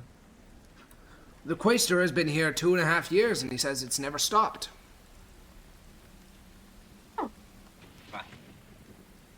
No wonder he hates it so much. That's doesn't the bode rain and the well for wind. us. He says sometimes the wind gets so bad he can barely sleep because it sounds like they're screaming. Hmm. Oh. Not pleasant. Anyway, shall we venture into the marsh? Yeah. How does walking through marsh work? What's the difference? Very slow. It's going to be about as slow as traveling through the mountains. But in terms of differences, I mean, nothing too crazy. Just a little bit of slowness. Okay. All right, you guys walk into the marshes, and instantly your visibility shrinks further. Not because of the fog, but because of the trees and this sort of natural. Some areas of the marsh seem to almost bubble, like just a little bit, and whatever they're dispensing into the air seems to make it cloudy and thick and further limit your vision to the point where you can barely, see a mile through the haze. Additionally, you notice that from most trees are strung little bits. Things like one tree, you see a bone of some creature and then little carvings into the bone. It seems almost like a seal of some sort. And just every single, 100 feet or so, you see a little thing that's decorated throughout these marshes.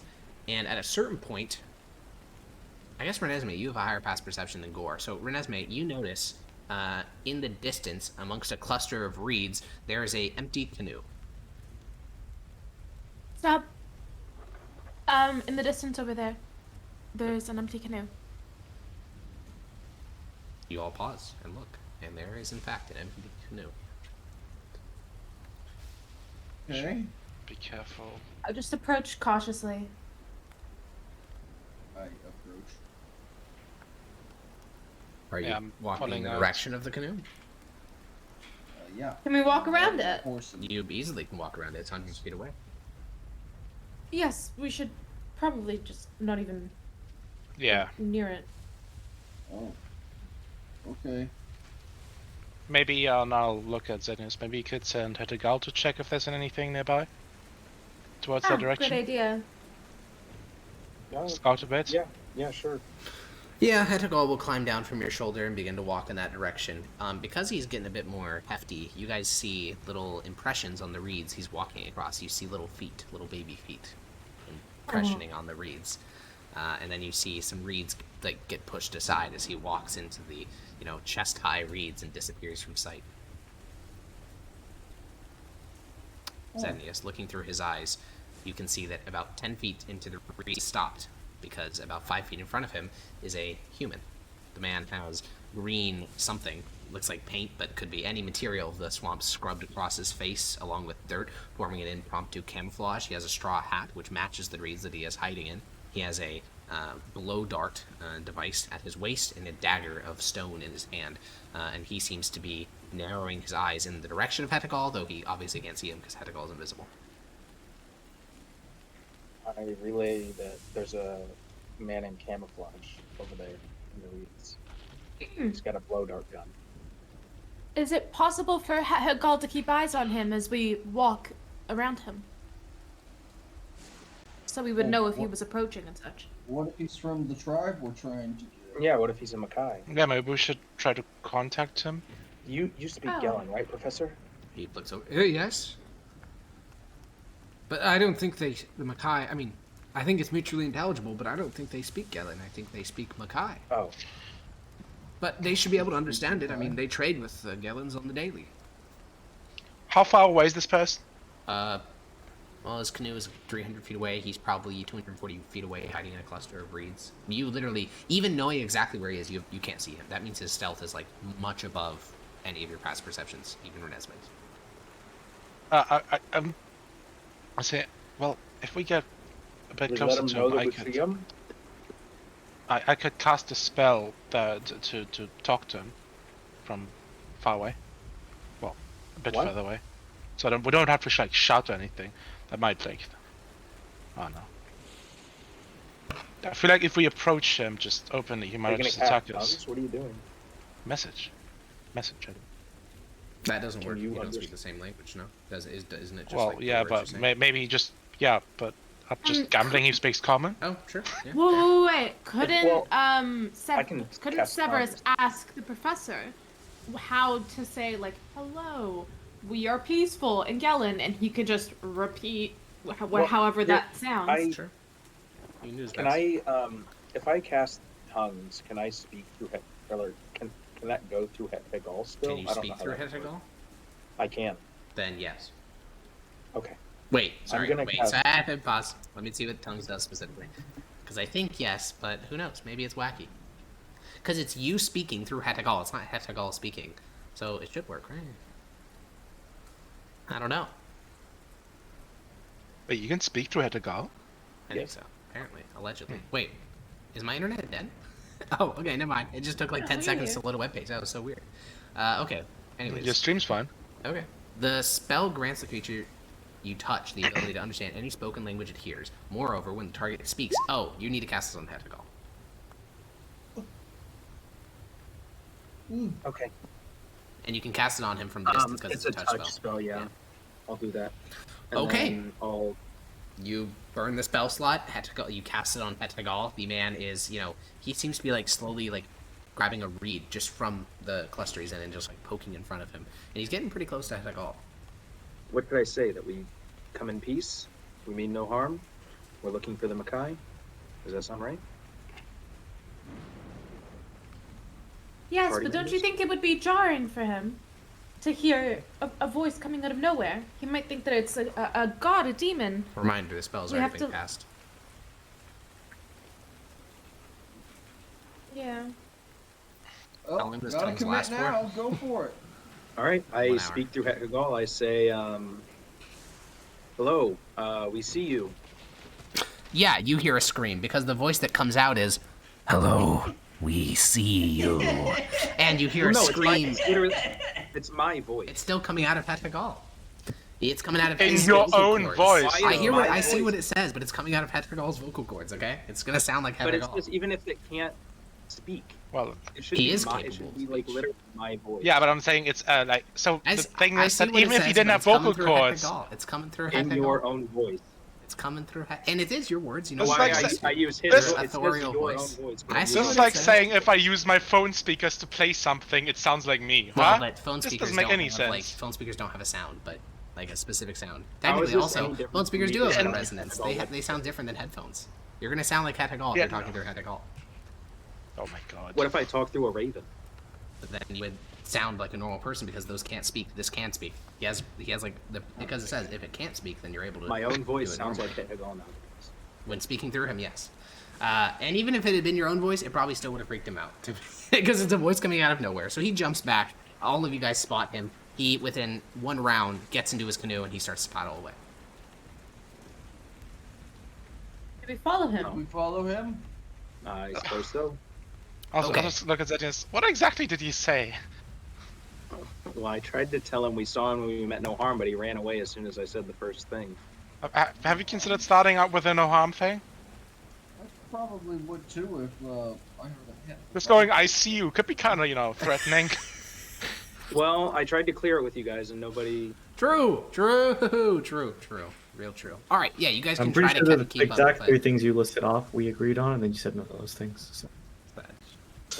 Well, Okay. Unfortunately, the canoe is a expert to use tool here because there's a great amount of water. It's like there's only narrow little strips of actual hard packed dirt that you can walk across, and going to the muck itself is going to be difficult terrain. So short of maybe Zednius could keep up because he can fly, but the rest of you would not be able to, especially on horseback. Even you wouldn't be able to horses? keep up. Oh. Yeah, because horses would still have the same problem. They'd be swimming through difficult terrain. So. I mean, if how Zednius deep wants is to that fly, muck? you can. leaving sort of a path, right? You'd be I'm not leaving gonna the fly, 'cause dirt they're- path. Yeah. Yes. Would Hagal be able to kind of pursue him? Even No, if it's not Hannibal 100 feet he's ab- slow as fuck. He's outpaced. He can't catch up to a canoe. The only person that can catch up at Outpaced this point intellectually. is yeah, true. The only person that can catch up is Zednius flying. But at this, Got I it. don't know if that's something you desire to do. I am not trying to get ambushed, so no. Okay, all right. Then you guys remain on the dirt path. You guys see a little, because of the muck sort of clinging to Hetagal's form. All of you can very easily see a little, like the lower body of a little creature pulling its way back up onto the dirt path that you guys are all on, and then shaking itself off, and then disappears from sight. We're gonna have to kill Professor, won't we? The professor sees it. I mean, you guys have talked about Hetagal like 30 times in front of him, so. Yeah, we're gonna have to kill him. Oh, okay. Well, the Hetagal, Professor? No witnesses. Hetagal climbs back up on your shoulders, Zednius, and he just says, "No potential." I probably don't know what language I spoke. No, I don't think you do. I think it's just you innately. Like, Hetagal could just hear the guy. He didn't say anything intelligible, and he can speak in whatever language the guy understands. You don't know. You can't identify the language. Okay. So, are we just continuing along the dirt path? Which direction did he go? North? He went south. Not south. Well, I mean, we could go south. Yeah? Yeah, I suppose so. Let's head vaguely south. Okay. You guys continue along a path. You want to go And, that way south or this way south? yeah, do you want to go back onto the plains or continue through the marsh? It seems like he continued We would've paddling gone this way, on. probably, So, yeah. Okay. You guys continue deeper into the marsh, and as you pass across a certain threshold, you notice... what the hell? What? I don't know what this is. It's water and coral. Hmm. To your guys' left, it turns into a sort of delta where it becomes... Right now, it's like 10% solid land, 90% water. Out there, it's like 100% water with like... It has things that make it look like solid land. Like those little... I don't know what they're called, but the green floaters on water that's like, oh, maybe I could step there. You cannot. It's solid water. You'll just fall. It's a lot of that stuff. What'd you say? Lily Not lily pads? pads? It's not really. No one would think. Yeah, I mean, it kind of looks like that, but they're little green guys. No one thinks they can walk in a lily pad, but these little green guys look like moss. So it's like, oh, maybe that's a log, and then you just fall. Basically, it's by you. You're not going to be able to, other than the dirt path, which seems to have been constructed by human hands. The rest of this is like impossible to traverse. And you've been very railroaded on this one dirt path. Only one has been created. And as you're continuing forward, you know, Renesmee, in the distance ahead of you, you see a sign. On the sign, it's a little wooden post pushed into the earth. On it, on top, it reads, language you don't understand. Underneath that, language you don't understand. At the very bottom, in Mythos, it reads, fuck off, Imperials. Oh. Are we considered Imperials? Yes? Yeah. We're literally servants of the Empire? Well, time to kill some people. Yeah. Well, I'll point to that sign in the distance. The and be like, professor adjusts his glasses and says, oh, I can read the top line. It says... Oh, Yeah, so I can read the bottom line.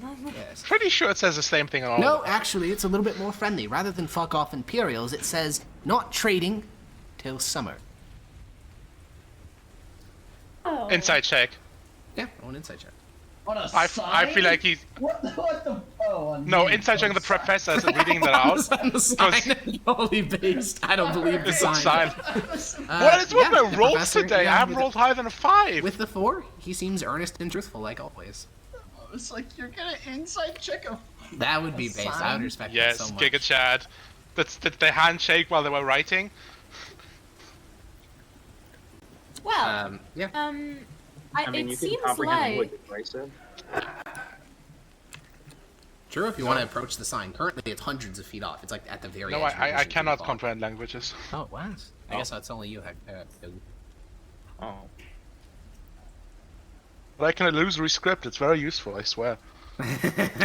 I'll use it one day, I'm sure. So, Useful, I swear. the Oh, I have people, to be the touching Mkai have the made their opinions very clear. You said it was really far away.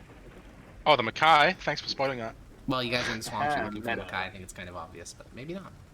Maybe No, not. it was the. Fortunately for us, we are not trading. Yeah. So. So you're There just we ignoring the go. bottom part, the one where it says "fuck off, Imperials." Yes. Yeah. Well, Yeah, we have jurisdiction here. We don't care. When have the Imperials ever cared about us? Kind of true. Oh, no. Kind of true. Real and true. very Imperial of us, yes. Yes. Right. Yes. Force them to talk to you. If not, they're heretics. They told us to fuck off. What will we ever do? Okay. Yeah. You Yeah. guys continue forward, and as Oh you get no. closer, Anyways. you recognize that the bottom portion, like the top 2 layers, these have been scratched into the sign. These are who knows how old they're. The bottom one, it's fresh. It's like it's some sort of dye. It's not paint, like in the proper term, but some sort of material placed on the sign. It's just some sort of material smeared across it, and it's fresh. It's still wet, glistening, meaning someone painted this here, probably specifically for you all to see. You're about 200 feet away now. I don't know if that changed your decision. I'm guessing not. No. Okay. Oh, You like continue forward. they painted it specifically for us. Yes. Mega based. Fuck that. All right. You continue forward, and after about, I think, Maximus, you're leading the way in your armored horse with your slants. And as you pass the sign, how would this even work? There's one feature that you have that makes me question this. What's the one that keeps you in the saddle? Is it just it's the magical item? It's a my magical saddle. saddle.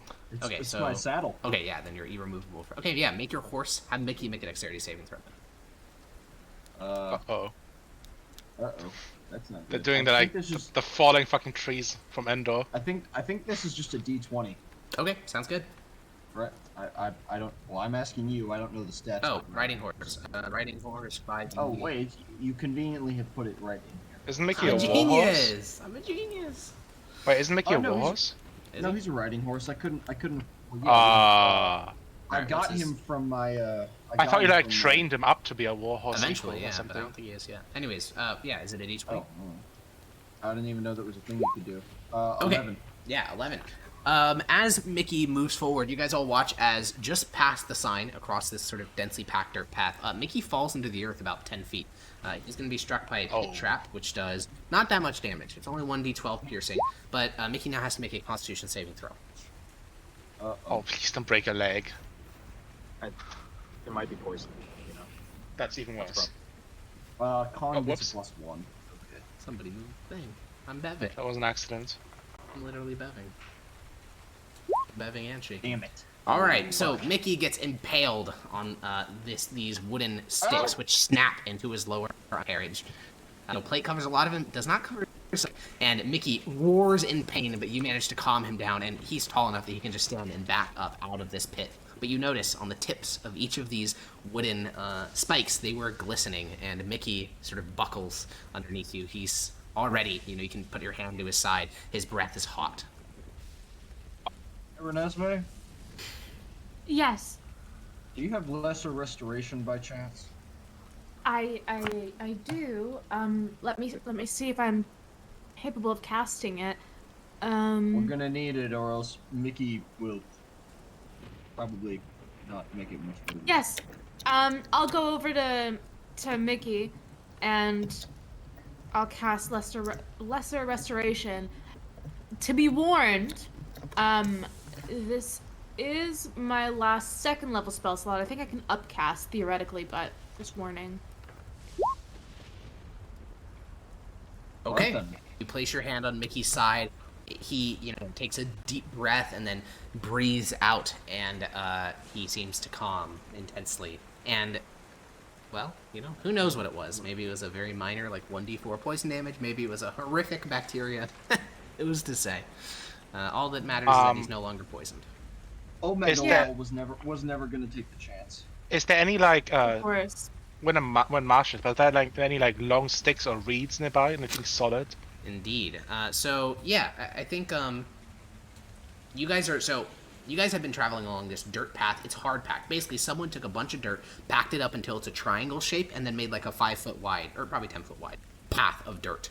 On either side of this dirt path, there's all sorts of marsh fauna. There's reeds, there's lily pads, there's everything. So yes, there are reeds and other things like that.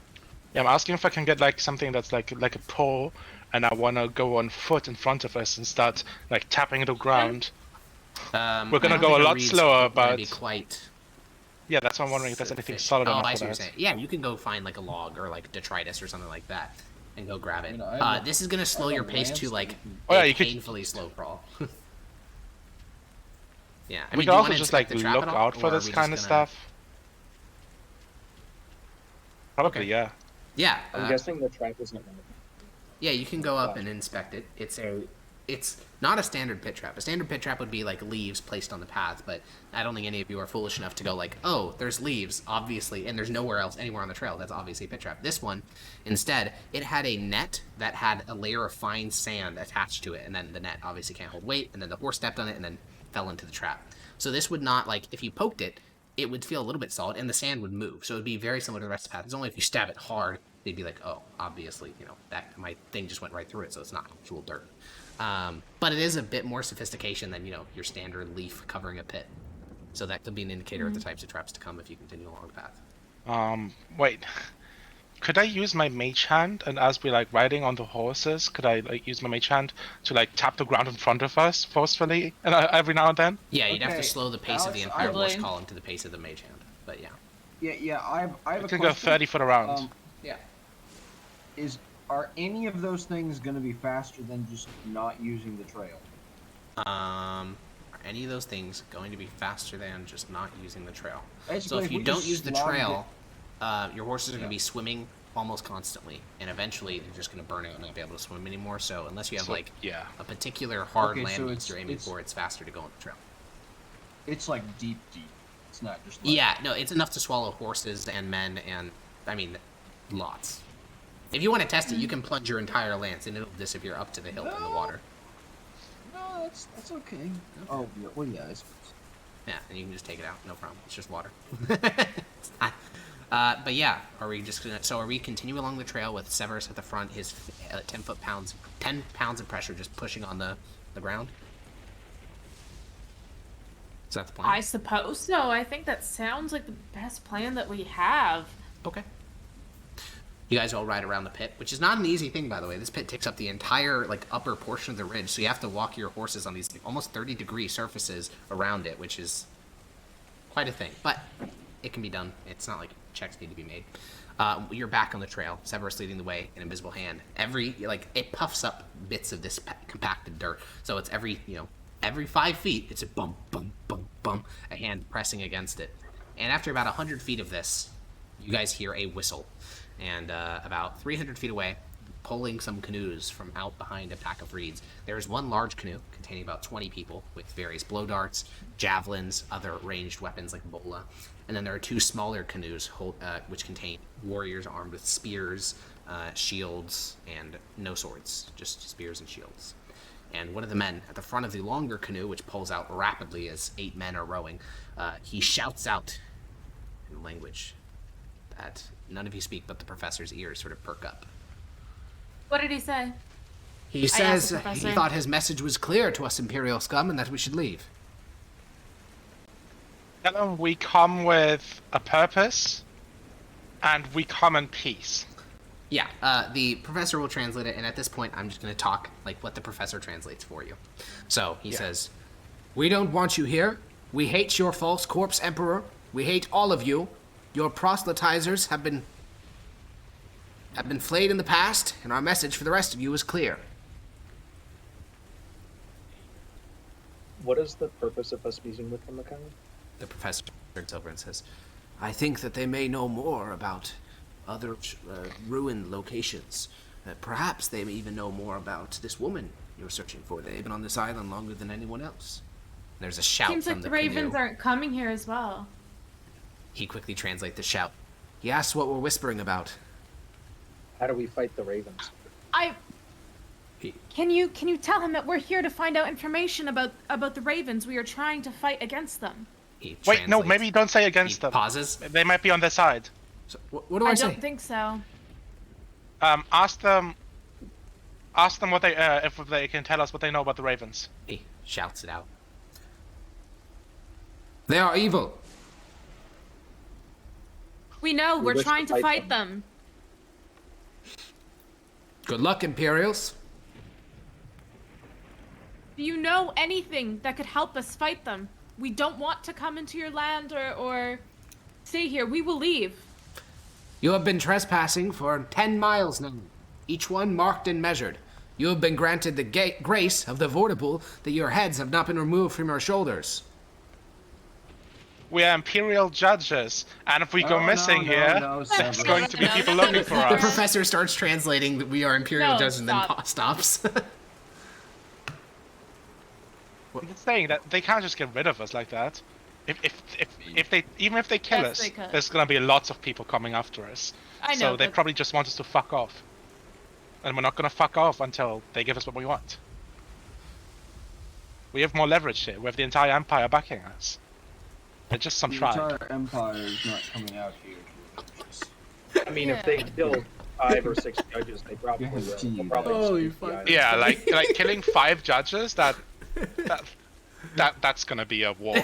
That was like the most British imperialistic quote I've ever heard. We're the judges of the empire. They're just some tribe. I mean, isn't that it's exactly totally what true, we're going for here? It's totally no, kind of. It's No, very it- funny. It's like We have to spot on. assume that they're going to send people out here afterwards because this fucking land is horrendous to travel through, and they don't even know if they want to risk it. They might just say, fuck it, check up our losses, they were stupid.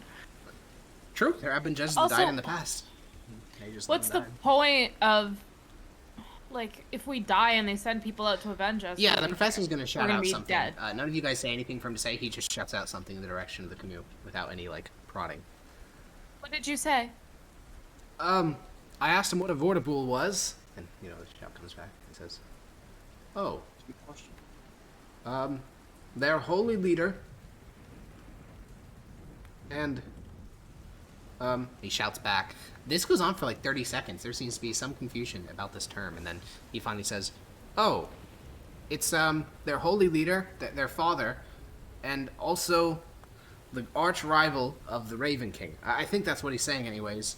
He's using a lot of his native tongue. We're trying to fight the Raven King. he shouts that out, and We one can of the offer help. canoes- One of the canoes with 4 men in it begins to row closer. It's now 120 feet away. Little note in your head, in case we're doing any wacky ranged attacks. But once they're about 120 feet away, one of them reaches into the stowing area of the canoe and withdraws a banner, and he holds it up. The banner displays a raven being ripped apart by a man and devoured.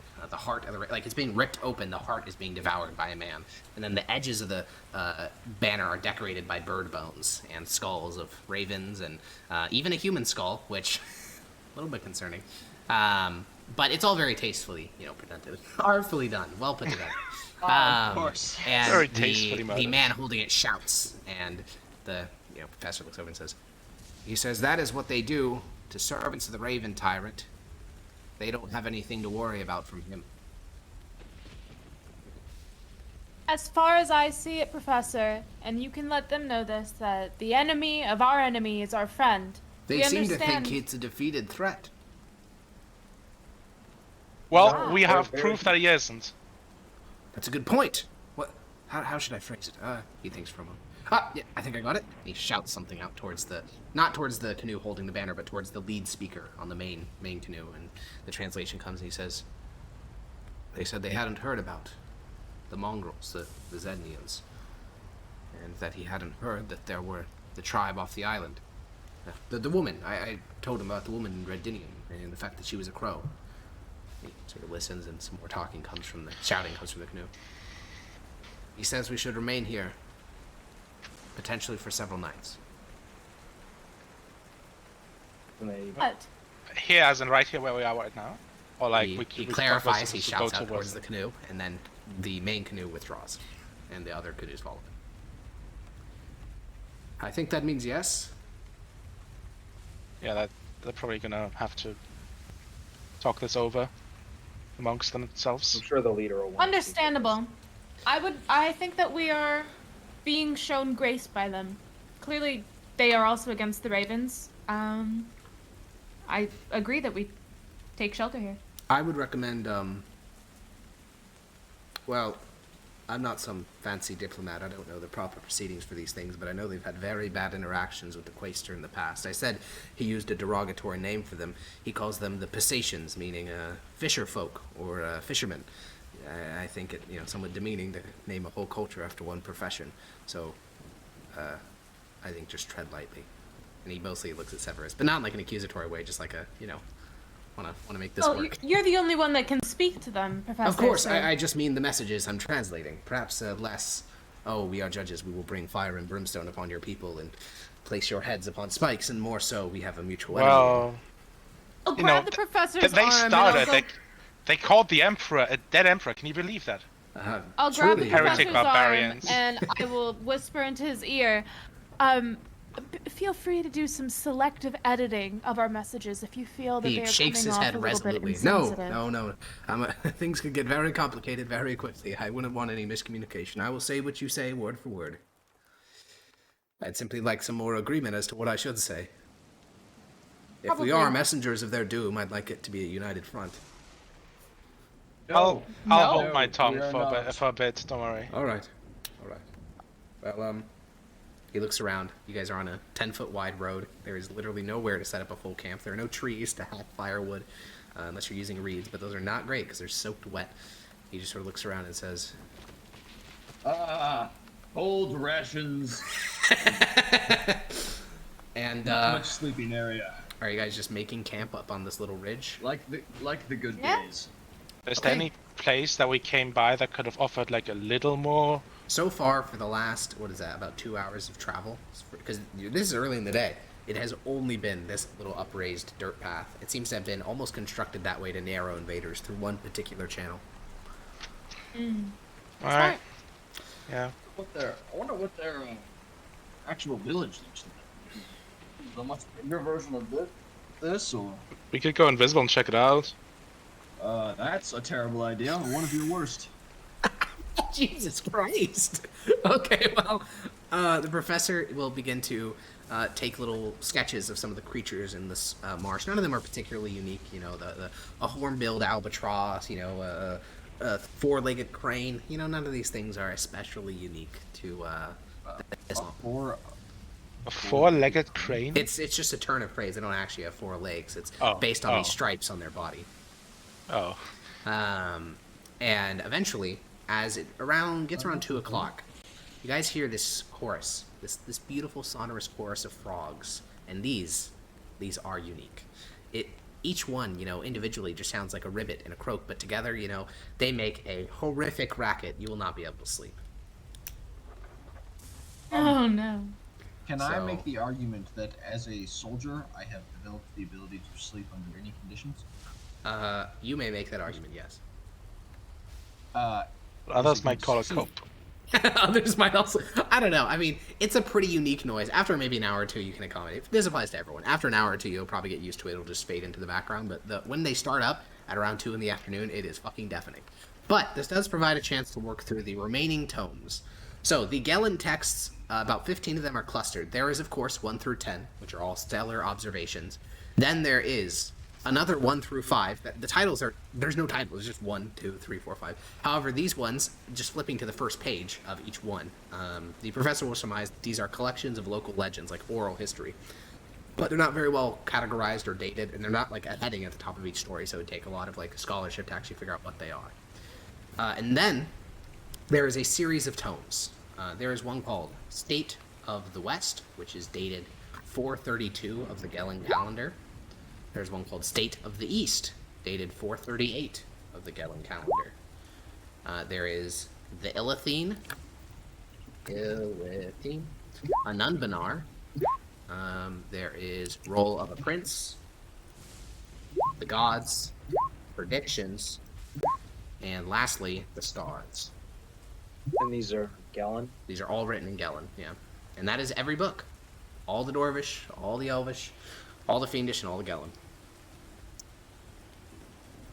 So, is there anything that you guys would like to do? Because you're just a whole day. We're talking, you woke up in the morning, 2 hours walking, now you're here for another days? That means you have like 12 uninterrupted hours of free time. Huh. Yeah. I probably just want to look around at the wildlife. You can definitely collect a few new forms here. Yeah, I mean, they're not strong, but they are unique. I do want to collect some new forms, yeah. Yeah, I'd like to. I think there's one particular incident. You and the professor are at the very edge of this sort of triangular section of land. Your feet are very close to the water, and in the distance, you see a creature. It looks almost like an otter, and then when it pokes its head above water, it has the face of a frog, and it has no fur either. It just has this toad-like skin. So it has these little stubby arms, a large flapping tail that it uses to move, and it is like, you can't tell whether it's cute or disgusting. It's kind of like a slug a little bit, just a little bit. What's it called? In my sheet, I guess. What do you want to call it? Name it? You don't. I mean, there's definitely a name for this. It's in this swamp, but you don't know its name. Give it your imperial name. That is true. What's it going to be called forever? A frogder. A frauder. A frauder. Perfect. We got ourselves Frauder. a frauder, ladies and gentlemen. We got him. Yeah. Do you have a photo, or are we? Is this like just? I do not have a photo of a frauder. Do you have a photo of this fictional creature? Unfortunately, I do not have a frauder. Well, I don't know, like a stock image. Unfortunately, I do not have a stock image of a frauder. You have a psychic projection. You know what? If I could, I would, but at the moment, I don't have access to those. What about the rest of you? Let's just go person by person, because this is a lot of time, like a rare amount of time for you guys. Zedius, what are you doing when you have 16 hours? I'm reading the Guthrat Gendon book. Oh, Guthrat Gendon. Well, I will tell you what Guthrat Gendon is about. So, let's just read the full title, one last time, because we'll probably never read it again. It is called Archmagus Guthrat Gendon, Death by 1,000 Cuts. And it is a biography about what is listed as the greatest archmage of the Golden Age. It's sort of like a retrospective romanticization of a period of history they call the Golden Age. It tells the tale of a near-immortal, semi-omnipotent wizard who ultimately met his fate at the hands of an Aljana spirit after he summoned it and did not properly secure his magical circle. What's Aljana? Aljana is a word that, even with the comprehend languages, will not translate. It's just a word. Well, I know Dwarf. Oh, you know Dwarvish. Okay, it's like it's a very derogatory term for elves. Like really, like bad. If elves were still alive in the world, they would be very offended. So he tried to interact with one? What did he try to do? He summoned one, and then he didn't properly secure the magical circle, and so this long life, centuries, honestly, maybe even a millennia by the biography, all came to an end because he forgot to secure the circle properly. Rip. Yeah. He killed an elf. Well, no, the Aljana spirit killed him.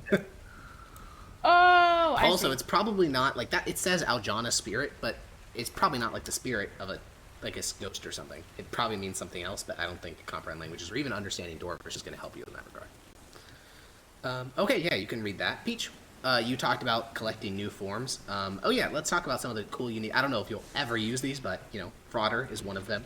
You get the four-tailed crane. You get a singing frog. At least that's what the professor calls it, just because this chorus of sounds. And then you get something a little bit less pleasant. They are flesh flies. Now, you guys have gore with you, and you have, hands, so you can, like, swat them away, so it's not going to eat you. But, like, these are flesh-eating flies. They're primarily carrion, not, like, living flesh. But they will float near you guys, and they have these little mandibles for tearing flesh off. It's actually one of the most, like, horrific creatures you've ever seen. A swarm of these would probably, like, eat a person if they could. But you'll be able to keep them at bay. What about you, Hector? Do any of these creatures seem to have, like, unique abilities when I watch them? Frauders are good at swimming, and they have a loud croak. Flesh-eating flies are, you know, they're flies. And she can only turn into like one of those, right? Or swarms of different kind of druid. Yeah, she cannot turn into swarms, but she can turn into, one I could turn into a flesh singular flesh-eating fly Yeah. when I hit the level of flying. I think the only unique thing about the singing frog is to maybe see how it interacts with normal frogs, because it's different, like croak, but I don't know if that's at all of interest, even slightly. I Echo. mean, it would be interesting. Yeah, maybe. Echo, how are you passing the next 16 hours? 16 hours. Jesus. Until sleep. Or maybe 12 Oh, hours if I you sleep speak early. to the animals! Oh, you speak. We'll cut back to that at the very end, Peach. Yeah! That's exciting. I don't have much to do, so I'll just like exercise. Based. Okay, I respect that. Maximus, what are you doing? Yeah, I guess I'll work out with Hecko. Perfect. Okay. Lars and That sounds Gore. like a great time. What are the Lars and Gore doing? I might be working with him to like, kind of like, I can't really hunt specifically myself, but I can kind of try to spot stuff with them and like order to get it, just try to stock up on some extra food. I have seen a video of a Doberman jumping over 20 feet, so I think he can definitely hunt in these conditions. He'll just leap out of the water and fucking grab something out of the air, like hunt the fish, which are just carp and things like that. So yeah, Gore can have an absolute ball. Just let off the leash. I mean, he doesn't have one, but metaphorically let off the leash and just murdering shit without you holding him back. And then, in the evening... I'm sure the inhabitants of this place are gonna be very happy with that. I mean, they eat stuff just the same. We're about to eat it too. It's not True. like we're just doing it just to do it. True. Peach, a lot of the creatures Yes. here stay away from you. Most, they seem frightened of humans, probably because they're getting hunted, like, pretty extensively. But there's one creature. At first, you just see a gray, fleshy mass poke above the water.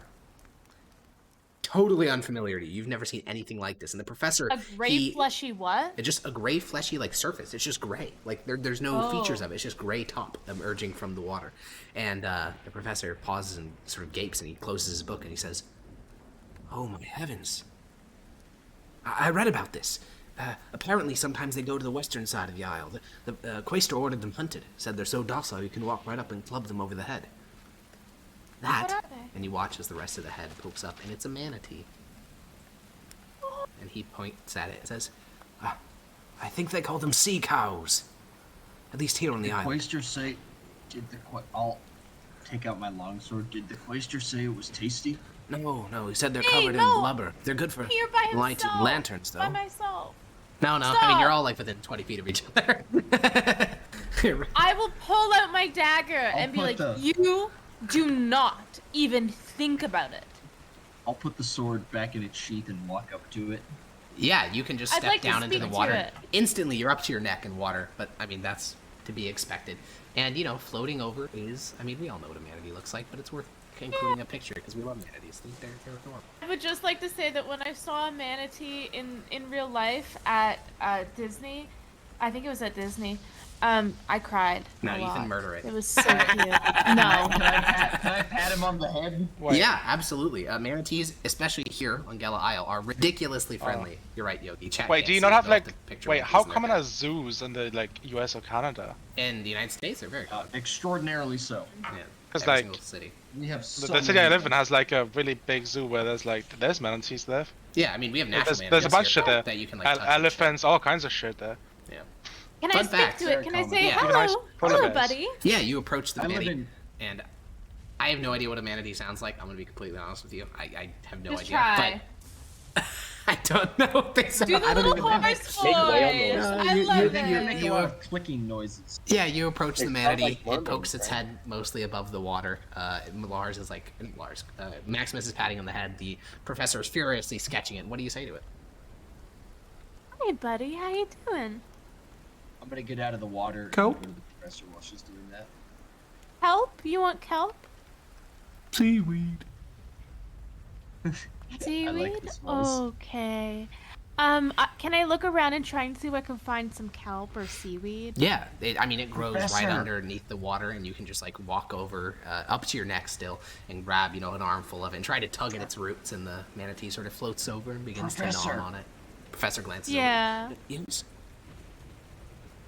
Did they eat any of them? Yes, several. And what did they report? Like I said, it's mostly blubber, useful for lighting lanterns, but he said the meat itself was tough and fatty. Perhaps good for jerky, but nothing else. Maximus loves his jerky. No. I Don't would even advise, think Lord and- Judge, that and how you avoid that. And how angry do you think Renesmee would get if I were to do it? Well, I don't know you all that much, but considering, And he points over towards Renesmee, actively like hand feeding the manatee. I think she may murder you. The very wise professor. I'm going to very obviously be deep in thought about the pros and cons of this possible arrangement. On one Can hand, Can Renesmee I? would murder me. Yes. On the other hand, jerky. But you can't make jerky unless you have like several hours at a place to actually make it, like a fire to smoke it over. And or they need to something. be like dry too. Yeah. That's a yeah. good point. So if you could like if you were in Fort Varus, a much easier decision because you could just kill it, drag it up the fucking slope, and then boom, make yourself like hundreds of pounds of jerky. Wait. You're not there right now, so. It has blubber, which can burn. All right, we cut back to Peach. It Yes. makes its own Renesmee, jerky. you're hand feeding the manatee. Yes. Can I hand feed the manatee, pet its little head, and say, "Hey, buddy, you need to be very careful about people around here because some people are scary and they want to eat you. So you need to be not friendly." No. No? You're Nope. just a friendly guy? No. No. Humans worship me. They worship you? Oh, yep. How do they worship you? Feed me. Pat me. Give me a necklace. A necklace. I lost it. Oh. Do you know where you lost it? Ocean. Near the tomb. No. The tomb? Oh, yep. What tomb? The tomb of the grandfather. Oh my goodness. Who was the grandfather? The manatee continues to eat kelp and seems to think about this for like way too long. And the little eyes like blink, and it goes underwater for a second, then emerges again and says,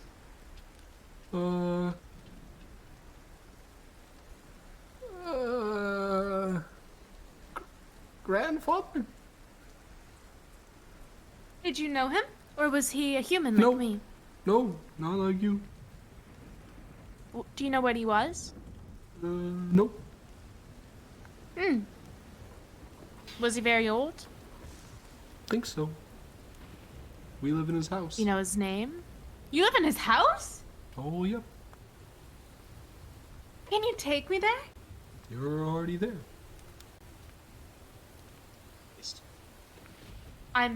This is the tomb. Nope. Then where's the tomb? Out in the water. Near the ocean, where the steps fall off.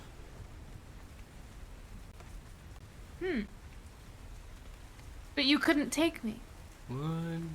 No. Other humans, they have, floating legs. You don't have those. Well, I can tell you a secret. I can actually turn into a manatee just like you. Okay. How far is it? Oh, tens of thousands of, me. Tens of thousands of knees. Yeah. Do you know how long that would take? Ooh. How many sunsets? Woo. I don't know. If you're grazing, a couple of days. What if you're not grazing? Well, I want to know. Have you ever had a sugar cube? What? I have a very special food that comes from my home, and I want to know your thoughts on it. And I'll produce a sugar cube. It melts as it touches the water. Feels bad, man. Well, no, I'll hold it above the water, because he can problem poke his is- little snout out. He can stick his snout out, but he's gonna like go back down into the water to eat it, and then it's gonna dissolve into sugar water. Well, it would still taste like something. It tastes like something. Yeah, he'll Salty emerge back sugar and just sort of, water. he'll just Each sort about emerge to give back the up and fucking manatee diabetes. he'll just blink at you, and then he'll sort of like slowly turn around. His tail is now in your direction, the big old bulk of him, and he'll begin to swim away. Goodbye, team. Okay. I'll come out of the water and go towards people and Yeah, be you like, see "I Maximus just whispering to the professor. He's like rubbing his hands together. You see he's like almost salivating. Oh yeah, I'll go by them. I'll be like, I just had the most refreshing conversation with a manatee. Professor nods and says, "They were remarkably docile. The ones I know in Mithdosica are scarred and scared. They would never come that near to a human. You know better." Wait, No, he wait, was saying that humans worship him. That they feed him, and they even gave him a necklace once. Perhaps they're That's treated unlucky for differently them. here. Why? Because it contributes to their docility. Exactly. Gets them You know killed. when the Yeah. Empire finishes coming here, well, they'll be the same as those in our home. Wait, was Renesmee in like in the marshes like Yeah, completely she was up to her clothed neck in the like water. Yep. like okay, so you're completely soaking wet now and we don't have a fire. Correct. I'll be fine. Well, that's gonna be fun to sleep in. True. I'll be Yeah. fine. I can produce flame if I want to. True, actually. Actually, I totally forgot about that. Yeah, you can keep your. I mean, it's not really a permanent fire, but you can certainly dry yourself off and stay warm. Yeah. The professor will close his notebook. The manatee was speaking of a tomb underwater by the ocean or in the ocean, a tomb of the grandfather. Does this ring any bells? The professor like looks towards Maximus, looks at himself, like holds a finger in his direction. Oh, me? Yes. No. As I said, my only knowledge of the Mkai is of from the Quaestor, and some locals that he interviewed and sent to me at my symposium. Largely isolated, savage. These are quotes from the tribes, from the people I spoke of. Isolated, savage, repugnant, violent, cowardly, slovenly. You know, the usual. Heathens, Yes, actually. heretics. Also that, yes. Severus? He's right. They are heathens and heretics. It's whether you think it's a bad thing or not, which obviously I'm sure we all do. But still, they are. Chilling. Well, manatee. Very odd. Climbs up the slope and rolls out his bedroll. Renesmee is very, very, very happy about her interaction with that manatee. Wait, Yeah. Renesmee, you said that there's a grandfather's tomb. It was talking about, I mean, I don't know if it's of any importance, but there seems to be some So- sort of underwater tomb or something. Have you like considered that it might just be like his like a grandfather manatee died there? that. No, he said that it wasn't a manatee like him. Did he say what it looked like at all? Like it might just been like another animal that died there. I guess it could be, but he said it was a tomb. Tomb is a very specific word. You know, maybe it just doesn't translate well. Maybe, you know, not to be like mean or anything, but maybe the manatee is just not too like versed in architecture to know exactly what a tomb entails. Based. Potentially, but I mean, I was able to. I don't know. Sure, you can think that. I think that it was more specific. Yeah, I'm just saying, you know, Potentially, maybe hypothetically. temper your theoretically. expectations. Yeah. Well, you guys Also, get some I'm not sleep. sure this is even related. Yeah. The only thing to fight against will be the flesh flies. No wisdom save needed. Maybe, you know. Except for gore. Yeah, well, no, of course.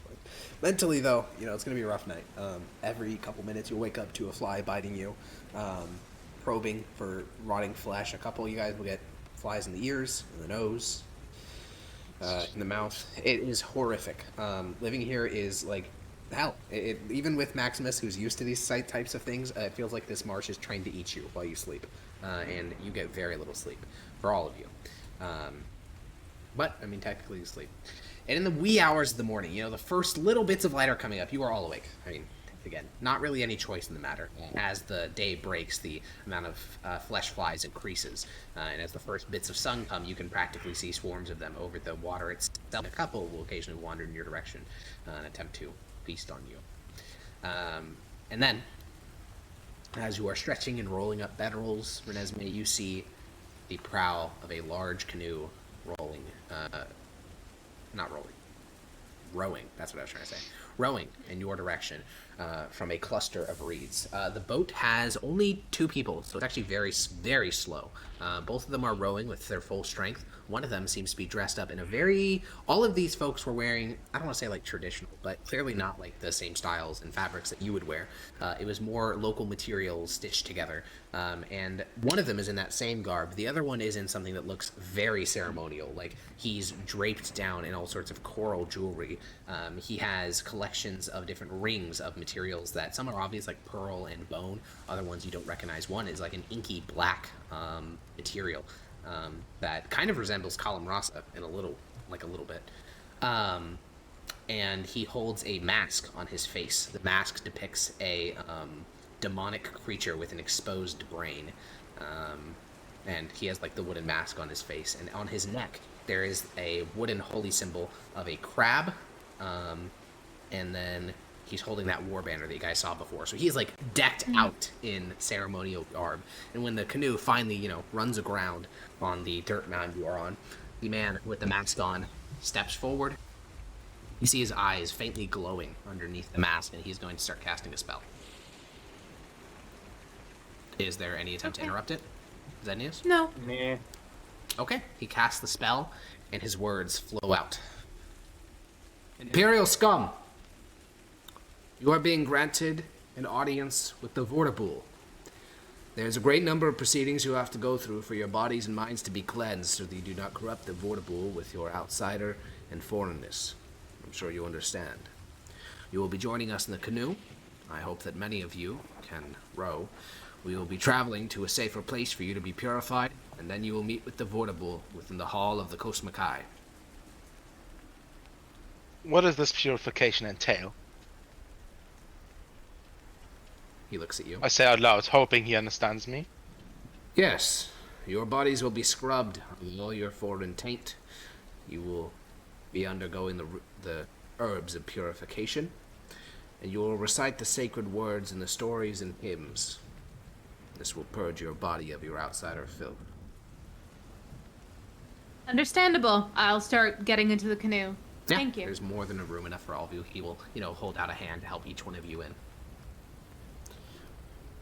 as he, lets you on, Lars, he will pause and look at your horses up on the dirt mound.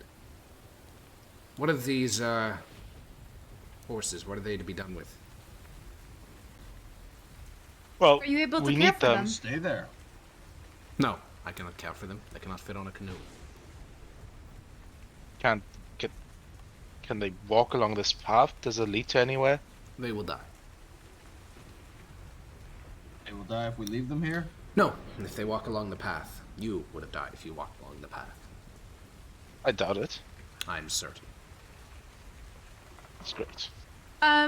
Is it possible, or how long do you think this will take? This whole ceremony? Likely you will be back here before the sun is fully lowered in the sky. I can. They'll be I can okay get out Gore to here. guard them. I'll get out and tie Mickey down real quick. Okay. Just like tie him to a tent post.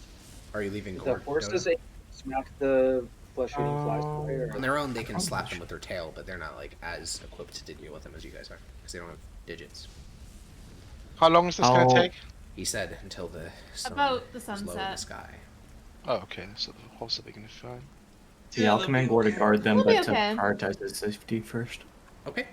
Gore goes up on the ridge and sits down, and the four of you pile into the canoe. And now that you're up close, you can see even more details. Every bit of this garb, see, like his axe has little trinkets hanging from it of fish and crabs, and you even see a frauder, as you call it, hanging from a little token of that hanging from the axe. The war banner, now that you're up close, you recognize some of the bones were just generic. You couldn't quite tell what they're associated with. Now that you're close, you can tell they're femur bones and like arm bones from humans.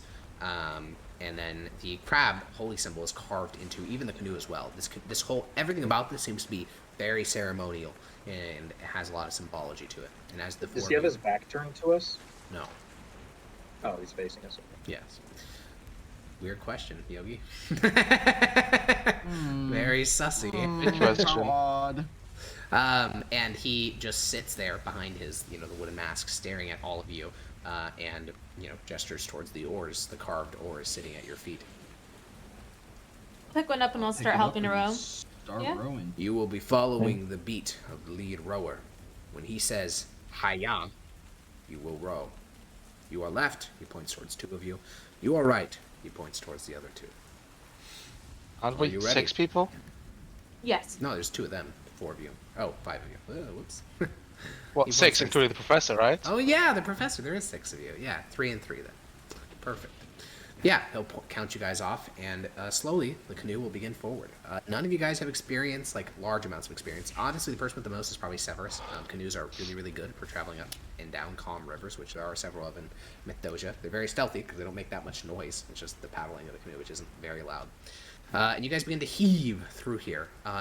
There are not the man in the mask, but the lead rower knows everything. Like, he is telling you, he's not telling you, but he's like gesturing with hand gestures and hiya, like telling you to avoid rocks, and you guys can see these underwater rocks that you're avoiding. This would be hell to take like an actual Mithdosian warship through. It would be almost certain like sinking.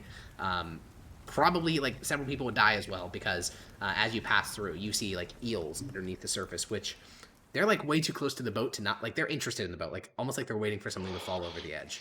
And you continue through tall reeds and kelp and rocks until you break out towards a slightly more calm area. It's still in the shoals, like you're still surrounded by these things in tide pools, and if the tide fully receded, you'd probably still be on land, but at the moment, it's all water. And you see in the distance a single hut. It's built on stilts above the water. There's no one else there. It's made of local materials, reeds, bits of like driftwood, but by and large, it is made of a living organism. It looks like a tree that's essentially still alive because there's leaves sprouting from the top of it, and it's been formed into this shape. And the canoe will grow ever closer. Once you guys are about 100 feet away from the shack, the man in the mask will stand up. He will begin to say something, and let me think. Yogi, we just checked. Does tongues? Do you guys automatically understand what he's saying, or is it like a voluntary thing? Yeah. If Okay. he does it to himself, then everyone would, even Okay, if like then you guys can understand everything he's he's saying. The same languages that Yeah, he speaks. he's gonna start chanting then. It's kind of a long thing. Do you guys care to go through the whole chant? Yeah. Okay, then he says, "Born in the silt among the Mkai, anon the Muck Lord, before the war with the prismatic warlord, in halls of pearls and mirrors and 7-syllable spells, the son of the pearler's wife was raised. He blesses on thee. He cleans thee of thy taint of thy taint. And from the dregs and the sharks, you will be purified." And he hits the axe against the edge of the ship, like not the sharp bit, but the dull side, and it makes a loud cracking noise. And the lead rower continues to bring you closer to this shack until eventually, he raises up his fist, and the man in the mask says, "Now, take it all off. You can store it here on the boat." Or take what off? Your clothes, your equipment, everything. Like clothes? Yes. You believe that you're going to be bathed with your clothes on? And the lead rower chuckles a bit. Alright then. Can we just bathe ourselves? No. Lars is taking everything off. Based Lars. Hey man, whatever. Alright then. Renesmee wants to be the last one off the boat. Yeah, sure. Each one of you will take off all your stuff until you're naked and climb up these Well, steps. Not you. I That's don't your want last. to go Yeah, in, sure. yeah. Okay. The man in the mask will lead Lars, since he started first, naked, up into the door of the shack. He'll push aside the reeds which hang down, forming the door, and then he'll go inside with Lars. Zednius you follow, Severus you follow. Hetagal climbs off your shoulder, Zednius, and goes off to fucking God knows where. He doesn't want any part of this. Okay? He wants to go explore shit. And all that is left is the lead rower sitting at the front of the canoe, and Renesmee, and he's just sort of like awkwardly sitting there, like looking around. Yeah, once everyone else is gone, Yep, just you and the lead I rower. will mainly undress, and then I'll ask, "Do you have anything I can cover myself with on the way up?" The lead rower just blinks at you.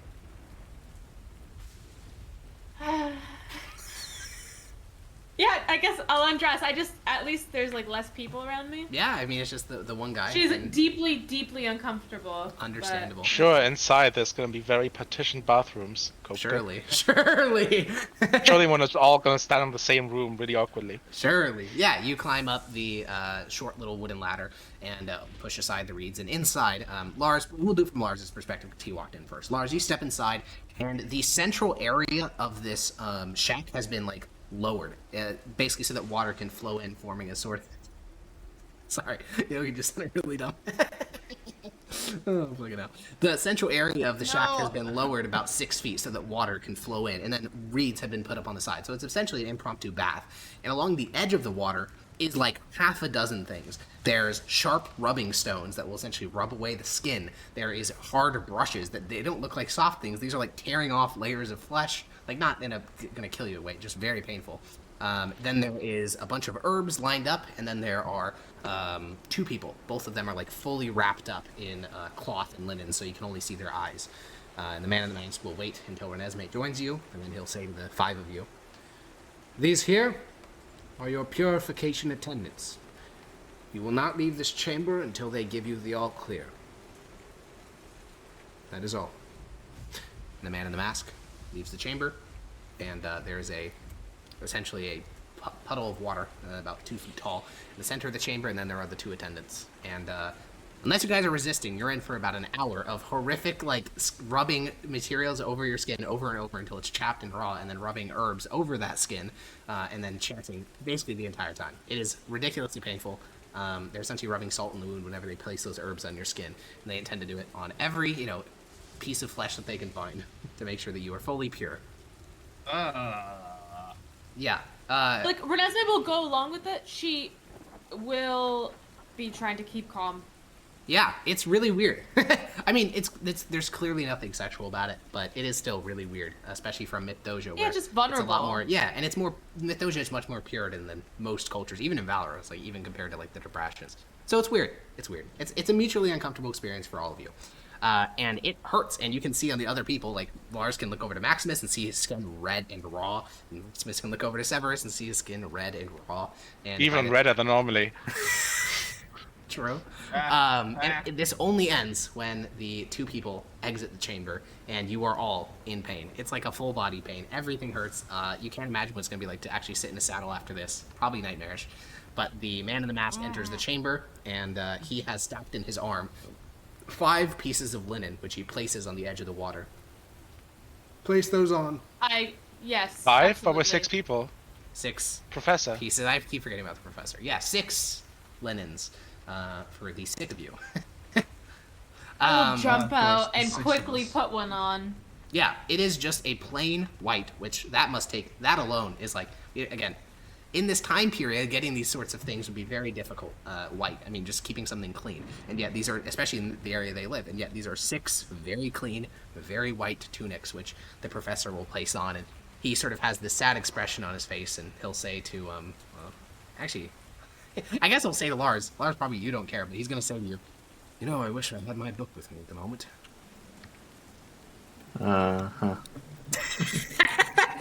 Face. That's exactly what I expected. Yeah. And the man in the mask will nod once the 6 of you are wearing it, and he will begin to inspect the visible portions of the skin. So anything covered by the cloth, like the linens, he doesn't care about. But he's checking like forearms, he's checking necks, he's making sure all of it is red and raw to make sure that they've done their proper duty. And they did. You are an advocate, and he will step back and nod and say, Good. You are ready to meet with the Vortibull. None of you will speak unless spoken to and asked a specific question. The Vortibull will not be made eye contact with unless he asks for you to do it. Understood? Yes. Do they make me Understood. take off my eye patch? Yeah. What does it look like? Is it An infected? empty black chasm. Okay. And the man in the mask will lead you back out towards the canoe, and you notice that while you guys were in here, a sort of impromptu ceremony has been established. The large canoe that you guys came here on has been placed in the center of 2 other canoes, and wooden platforms have been stretched across them. These wooden platforms have been decorated with what looks to be almost like an altar, several chairs, a table, and atop that table is a feast. It's mostly fish and seafood, but there is a large cooked pig, as well as a bird that has been like, essentially, does everyone know what I say when I say a blood eagle? No. Yes. In real history, it's used as a way to like torture people, but they've essentially taken this bird and like mutilated it so it's spread across the table, and they put all the food on top of the bird corpse. What'd you say? Yes.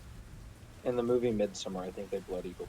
Probably, yeah. So they blood eagled this bird and then they placed everything on The top of thing the bird. where they like rip the skin off your rib cage and then like spread it across in like a flaying eagle thing. Yeah. It's like a Viking execution method. Yeah, That's like and they extremely did that to painful this and bird. And then lastly, the final decoration is the actual Vortibull himself. Obviously, you guys aren't making eye contact unless anyone want to specifically file the orders. But he looks like a normal enough guy. He's wearing white linens like you are. His skin is red and raw as well.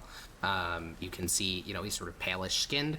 You're not making eye contact, so you can't really see his face all that well. But the man in the mask will gesture for you to descend the steps and sit across from the Vortibull. I'm gonna look him in the face, not on the eyes, but on the face. In the face. Okay. Yeah, you can look up and look towards his nose or his lips. It's pretty obvious when someone's making eye contact with you, so there's not going to be any mistake, especially considering how close you are. And he is a man in his late 40s. He's relatively in shape, brown hair, a little bit of stubble on his face, though it seems to be clean shaven as much as they can. And that's about it. You notice, I think, on the tops of his cheeks, a slight glow, meaning his eyes are probably glowing. But obviously you're not looking into them. You guys descend the ladder and then sit across from the Vortibull, and the man in the mask sits down next to him and will be acting as the translator. The Vortibull starts by saying, You are the first Imperials we have met with in 13 years. It is an honor to have you hosted in our halls. It is good that you've undergone the purification rites. The last batch that came here refused it fervently. It was an unfortunate affair. Now that you are here, I would ask you, what have the Ravens done to become your enemy? They've attacked us on the mainland. The mainland? You mean the Isle of Breton? Yes. Wait, what? No. Is that right? I don't know. I don't know. No. No. What if No, the main you speak of, Maximus? I don't know. the main continent. They didn't attack us Wasn't on it the in main continent. Breton? It was on Breton. Breton. We're on Galan Island. That not was where they Breton. did the sabotage. Yeah, the sabotage was in Breton. Are you guys saying Breton or Priton. Pritan. Oh. Yeah. Yeah, that makes That That's is where the where the sabotage sabotage occurs, not on the main continent. Yeah. Yeah. Oh. Yeah. He will nod, and he'll say, he'll probably address one person this time. He'll look at Maximus and say, "And of these attacks, what did they consist of?" Wait, how does Maximus know he's speaking to him if he's just looking at Maximus? Because Max Maximus isn't could looking be back at him. looking towards where his jaw is pointed. I mean, you can look at anything but the eyes, so I think there are indicators other than Yeah, direct eye contact. I'm gonna look at the others. What did he ask? He asked how they What did these attacked attacks us. consist of? They sent a raven human to hypnotize humans to destroy equipment, sabotage. After it is translated, the Vortibool sort of gasps slightly, and then says, but the translator says, "This raven human, do you know of their name?" We have her fake name, don't we? I don't remember what it was. She went by a few names, didn't she?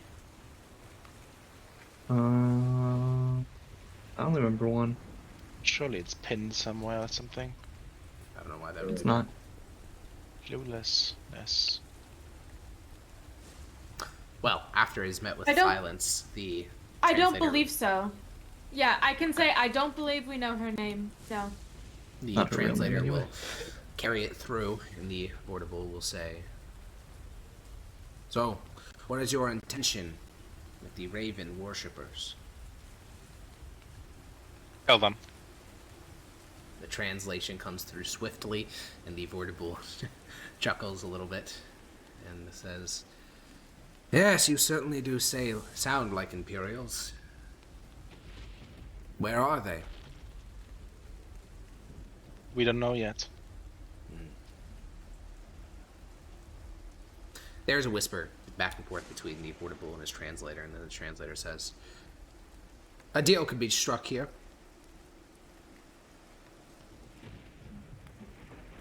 Alright. Go on. Mkai, our hero god, he was defeated many, many, many generations ago. When he fell, our harbors were destroyed. Our ocean-going ships were scuttled. The foreign invaders forbid us from constructing any ships larger than a canoe. That tradition, under 3 separate empires, has carried on. If you will allow our raids to once again begin, and us to construct ocean-going ships, we will tell you of the oral records."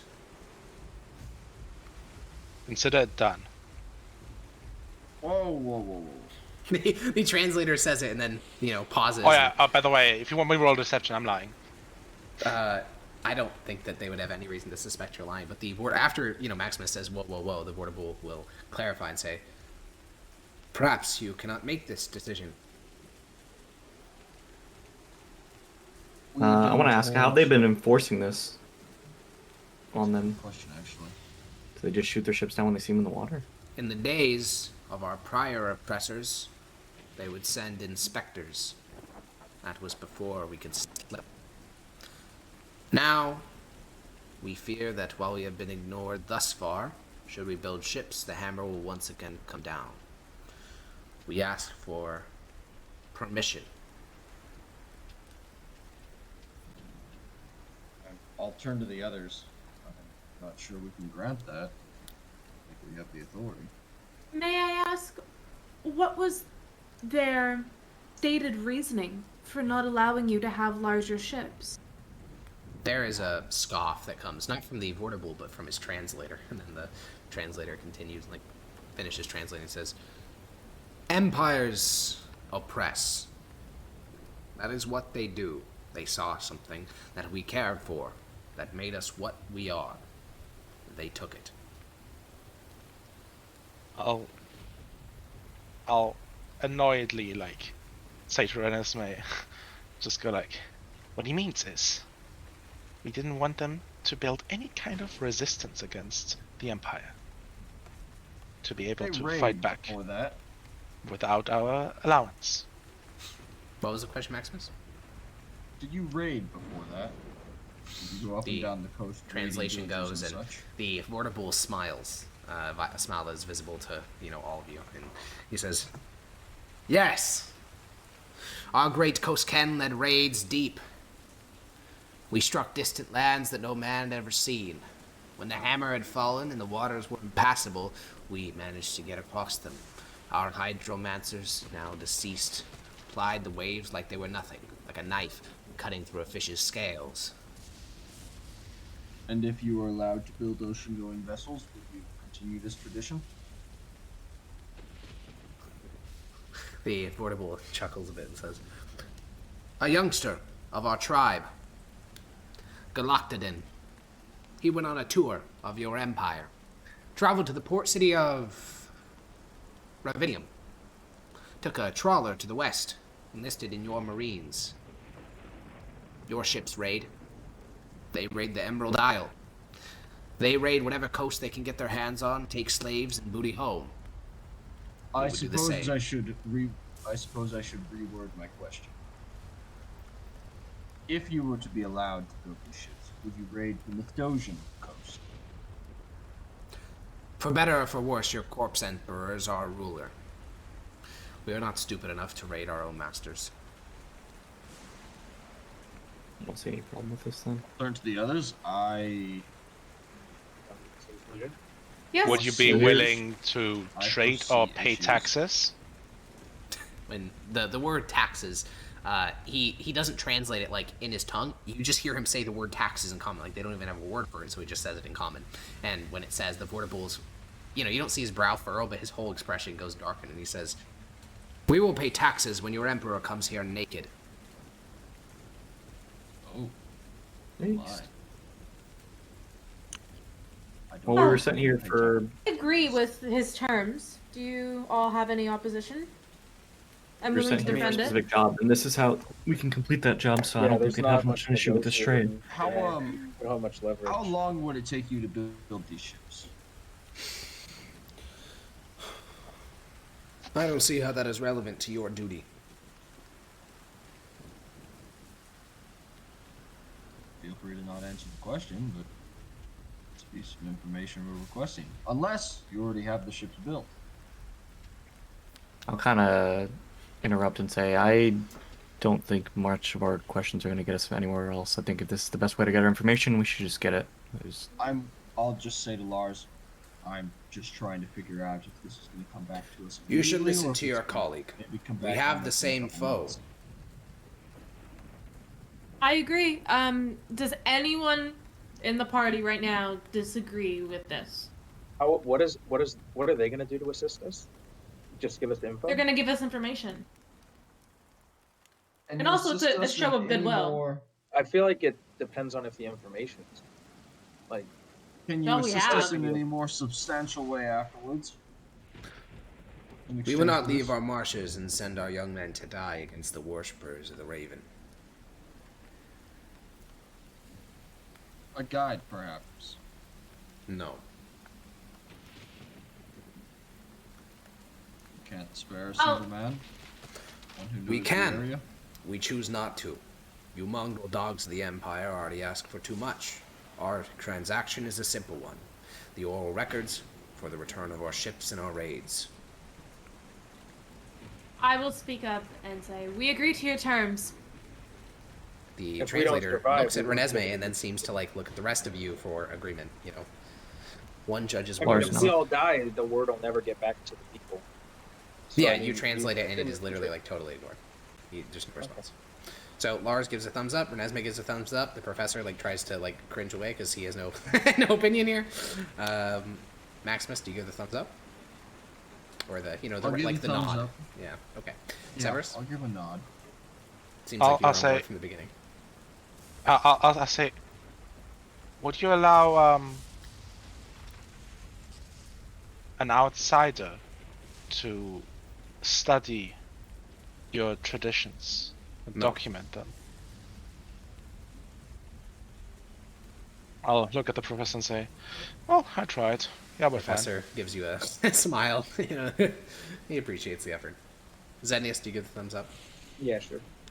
All right. The Vortable gestures towards one of the people on the little boats surrounding the main canoe, and you hear a squawk and you can glance over, and a raven is removed from a cage, and a person is holding it in their hands and begins to bring it over to the table. The Vortable the Vortable's translator produces a stone dagger and hands it to the Vortable.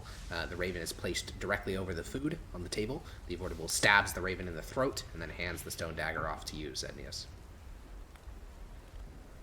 Handed me a stone. He's handed you a stone dagger after he stabbed the raven. It's currently squawking as it's like dying of its own blood, like choking on its own blood. Stab that bitch. I walk up and stab the raven. Sure. All right, you stab the raven with the stone dagger. It's going to be dead any time now. What do you do with the dagger then? I want to see if it's magic. You hold it up to your eyes flash and glow, and the translator says, "Hand it off, quickly, before the raven dies." No, I hand it off. Okay. Hand the dagger over to Severus. I'll stab the raven. Maximus, Hand it I off assume to no the one next here person. does anyone here have a problem stabbing this raven? Renesmee? Everyone looks at All right. Renesmee. By the time of the professor, okay. he's just stabbing a corpse, and the blood has splattered across, and in some cases run down directly into most of the food. And the translator says, "You may now look into the Vortable's eyes. Commence with the feast." And he slams a wooden cup against the table. The person holding the dead raven tosses it into the water, and food. Yeah, it's good. I mean, you guys have been eating rations, even for all of you. This is fucking. Anything special about the Vortable's eyes? Yeah, they are glowing with a bright teal. Not crazy bright, but you know. Cleric/paladin. Heal, you say? Is that recognized as a color that we are familiar with, or no? It's not Is that like Aurelian Detect Soul, it's not the Magic? Jade Lady, it's not the Raven. If that even has clerics or paladins, that'd probably be some sort of weird shade. Yeah, as far as you can tell, it's not like any major pantheon you're familiar with. The closest it'd be is to Sotha Sidon, but I think those are blue. I'm gonna Interesting. ping Hegal and see if he knows. Yeah, you What's ping the Hetagal, weather? and you see from his perspective, he's currently on the bottom of the water, like 50 feet away from you, like poking a clam. And when you ask him about teal eyes, he thinks for a moment and says, "The king of 1,000 faces." Sounds... Okay. Out of character in the other campaign, didn't we run into someone with teal eyes, or no? Probably. Just remembering. Okay. I don't remember who, but maybe. It's a possibility. Yeah, you guys isn't eat. that, It's good food. I mean, straight up. Like, these people know how to cook the local ingredients they have before them. Some of the stuff was, like, kept on the smaller ships to be cooked. I mean, it's weird to eat shit with raven blood covering it, but it's not like blood's gonna, like, ruin the flavor of this delicious food. So, yeah, you consume, and if you start getting full, the translator just, like, he doesn't say anything, but he, like, gives you a look to, like, hey, keep eating. We're gonna clean this fucking plate off, okay? And unless anyone resists, you will be eating until this tray. All these trays are totally clean with food. Sure. Okay. You continue to consume, and once you guys are about halfway done with the meal, one of the little canoes is gonna, another little canoe is going to approach. There's an old woman seated atop it. She seems to wear a more like common everyday garb, which is going to consist of a reed dress. She's very old though. She like probably, they don't, unless they have a cleric in their tribe, she's probably near death. And she is coming over on a little canoe. By the time you guys finish, she docks with one of these smaller canoes and walks over to the wooden platform. The Vortable's translator, still in his wooden mask, stands up, and she sits down. There's like, the Vortable doesn't address her or say hello or anything. It's just all like, this is rehearsed. Like, this is simply what you do when you're talking with outsiders.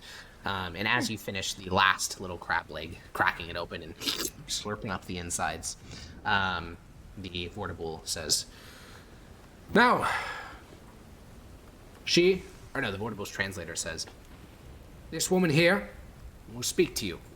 She has the oral records. If the question you ask is within the Mkai knowledge, she will know. Thank you.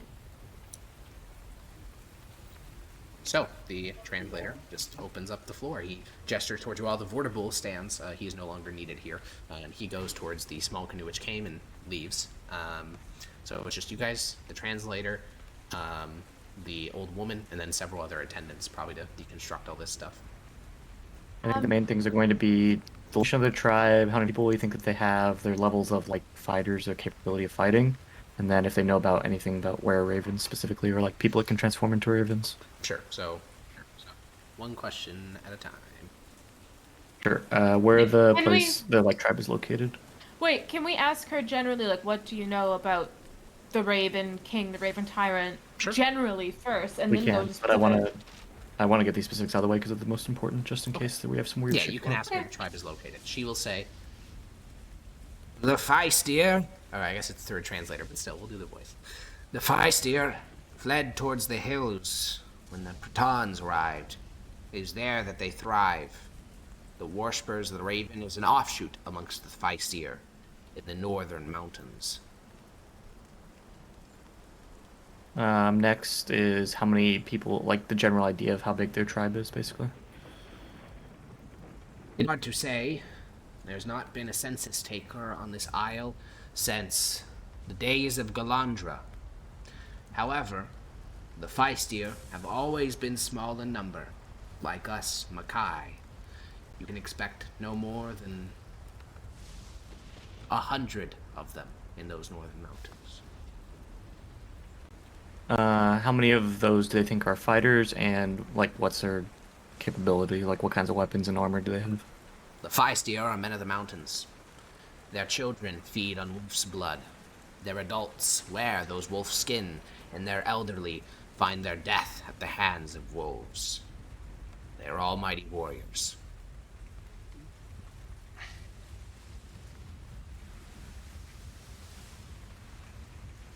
I forget what the other one I said was. We asked how many clerics, but she didn't answer it. So, with those questions out of the way, is there any specific questions, general questions? If she, Oh, the other one I forgot was if she knew anything about them being able to turn into ravens or raven-human hybrids. yes. The Raven King, when he began his sacrilegious conquest of his foes and struck down the coast Mkai, he had at his side 2 men. Both of these were what you describe. Ravens contorted by the flesh of man, perverted. And that is what walks this earth. If they are still around, it must mean one of them survived that calamity. And if there are more than 2, then they must have recreated the processes of the Raven King. Does the Raven Tyrant still live? No. He was struck down in this hall by the prismatic conqueror. What's the goal of the Ravens tribe then? The Raven Tyrant was only the greatest of his people. He was not what they worship. They worship the Raven. What does that mean? When the Raven Tyrant was struck down, something crawled from his corpse. It was seen by Kavgad Den in the armies of the prismatic conqueror. He, in that throne room, saw the prismatic tyrant die, and then shivering out of his mouth came the raven. It was a corrupted and evil thing, a spirit of the Aljana, something that has clung to this earth only through possession. After its host was killed, it fled. That is the raven. That is what they worship. The Raven Tyrant was merely its host. Has the Raven possessed somebody else? The Raven is the translator and her pick her forth for a moment. A demon. I didn't answer my question. I mean, has the Raven found another host besides the Raven Tyrant? That's what you asked. Yeah. Unlikely. If there was, he would be waging war on our people. Perhaps he has found a voice, a Vortibull, to represent himself, or maybe a warlock. but he has not found a new host.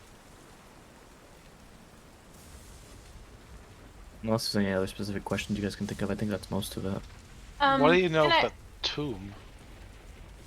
What tomb? Do you know of a tomb outside on the underwater in the ocean? Did Renesmee tell us The- about this? Because if not, you don't know She about did, it. yeah. She did. The old woman narrows her eyes, and the translator says, "The tomb of the Coast Mkai." What is that? Their Our god. hero god, the founder of our people, the last of the Mkai and the first of men. Wait, are the Mkai different from men? Mkai are our ancestors. What do you call yourself then? The Stros Mkai. The what? Can you Stros spell that? Mkai. Or the translator will sort of translate for the old woman. She's trying to say the children of Mkai. I see. Can you tell us just about the Raven King generally? Like, what was he known for doing? Just whatever is in the lore, I guess. Our people came from the depths. We colonized this island at the hands of the Coast Mkai. He slew Vek, Catharn, Kalak, Raztak, and Dog. He slew the king of Bor. He slew the king of evil. And ultimately, he battled against the Raven King. Raven King is the one who killed the Coast Mkai and a dozen other kings who claimed this island. He was the victorious tyrant who attempted to spread his tribe, his people, across this island. Then the conquerors came and struck him down.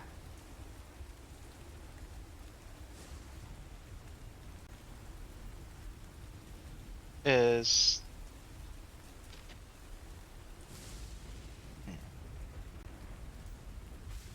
how many of your people are there?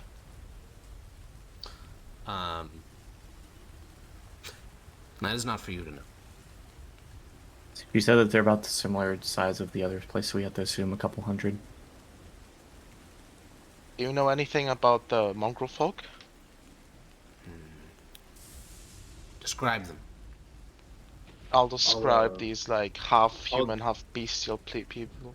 I'll ask if they mind if I cast magic. I mean, obviously they're gonna ask what spell. Minor. Minor illusion too. Oh, Yeah. yeah, that's fine. Yeah, you can cast an image of one of the mongrel folk, maybe another one, and then the old woman will wave her hand, and the translator will. This one's kind of hard because it's a lot of proper nouns, so instead, the translator's going to try to give it to you and translate it roughly and say, "These were the foot soldiers of the Raven King's army. They delivered great death on their foes, but they've not been seen since the death of the Raven Pirate. Where did you see them?" We could tell them where the mountain is. You could minor illusion the mountain, probably. Sure. Yeah. You can. It's not super useful because they're not used to seeing through. We'll tell outside them view. about the. What's the Tell black them mark? there's a portal in a cave. Yeah, But there's spiders in the cave. It's The one will dangerous. nod and say, "Yes, far west is Symposium." If they're back, does that mean that they found a way to bring them back? If they are back, the old woman actually thinks for a moment. That's actually a very interesting question. Sounds like the Raven Tyrant might have found a new host. She shakes her head. Cannot be said.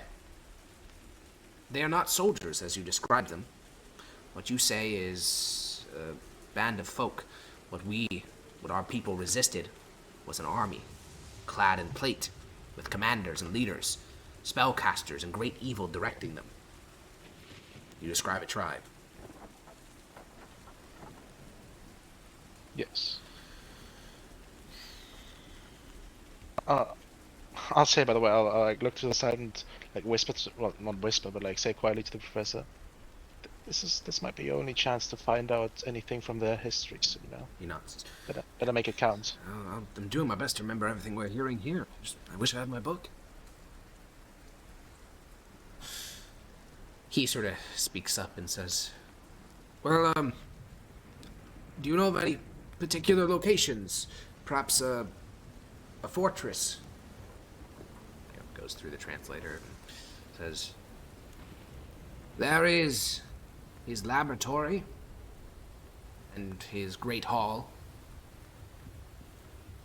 and his tree.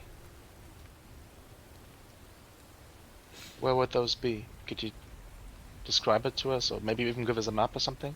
The great hall is where the Davgaden River ends, right at its ending point, amongst the streams of the mountain. There, you will see two great statues, cracked and shattered after the fall of the Raven Tyrant. Stepping through those gates, you will find yourself in the land of evil, and it's his grand hall. The laboratory is on the easternmost edge of the mountains, nestled amongst its highest peaks. Did we not pass statues like that? We passed one statue that was the Raven. But not to like a gate. No, it was a single wooden statue alone in a quiet patch of woods. Oh. And the tree? The tree, it is on the coast. There was an attempt to chop it down back when the Raven Tyrant had been defeated. It was thought that all of his work should be destroyed. That was our desire and that of our conquerors. However, ultimately, it was believed that we were harming the creature which inhabited the tree, and so it has been left.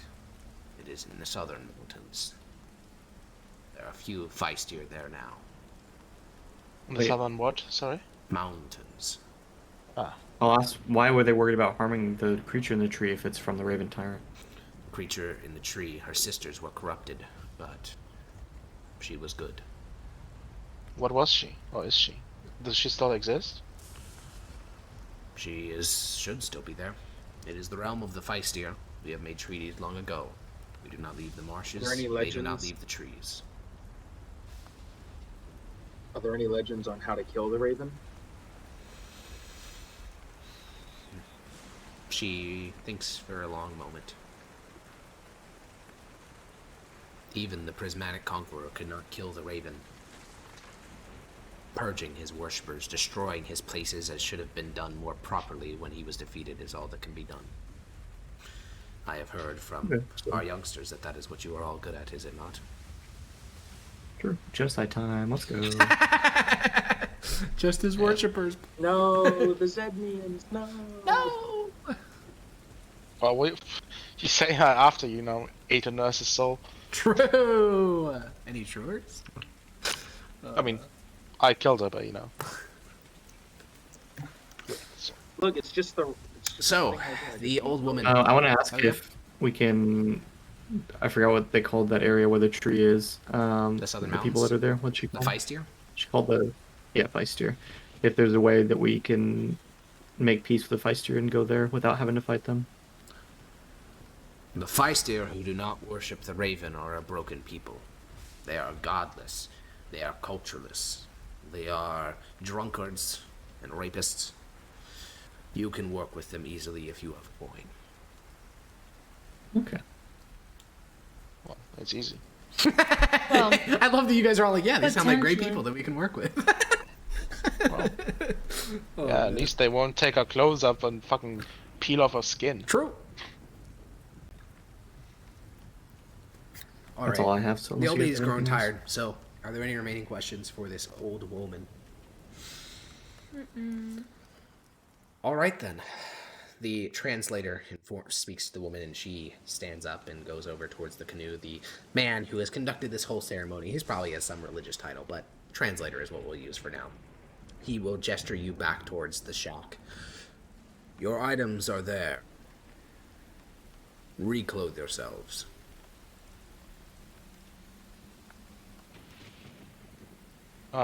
I'll wait, and I'll gesture for the rest to wait inside while Okay, yeah. Renesmee. Sure. No, while Renesmee does that. Sure, yeah, Renesmee. Because she Oh, was thank like you. You can very go back incredibly inside uncomfortable. and get on all your equipment. Sure enough, it's been cleaned in the water. So if any of it was covered in dirt or fly corpses, which many of them were. Wait, they cleaned my shit in the water? Yes.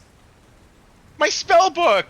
They're not gonna put fucking books in water. They're not like. They're not like. Oh, thank God. Yeah, they're just cleaning your clothes, dog. Okay, I can't tell. These are religious tribal people. They Jesus might have just fucking destroyed my Christ. spell book, okay? Certified British Empire moment. Feels bad, man. You got to get that indestructible spell. True. Yeah, Your whole but life. up in flames. Yeah, they only one wash little stuff that they know what it is, which is primarily going to be leather and linens. And put on your gear, Renesmee, and head outside. The rest of the party can follow suit. But while you guys are doing that, the sort of impromptu dinner table and wooden flooring is all removed, and the other 2 smaller canoes leave with it. All that's remaining is the large canoe, the lead rower, and the translator. And after you guys all are clothed, you climb down, get into the canoe. Sure enough, with the rubbing and the dinner, and then talking, and getting re-geared up, it took about most of the day. And you will begin the process of rowing back to the mound. Technically, Hagal come back. Is what? Hagal come back. Oh yeah. He'll run after the boat, and there's like a little plip from the water, and the lead rower will look at it very confused as Hagal jumps up onto your shoulder.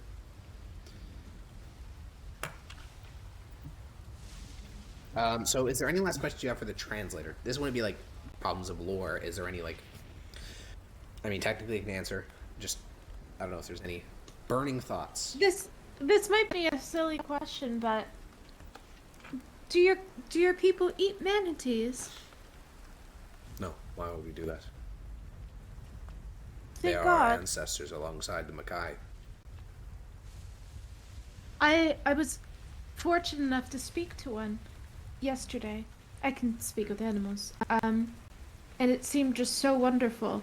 And I'm disheartened to know that they are poached outside of here. You should be glad that us Mkai own these coasts then. The Feistir, they eat them. The Bretons, they eat them. You Imperial dogs eat them as well. It is disgusting. I agree. You guys canoe into sight of your horses. Gore is sitting there.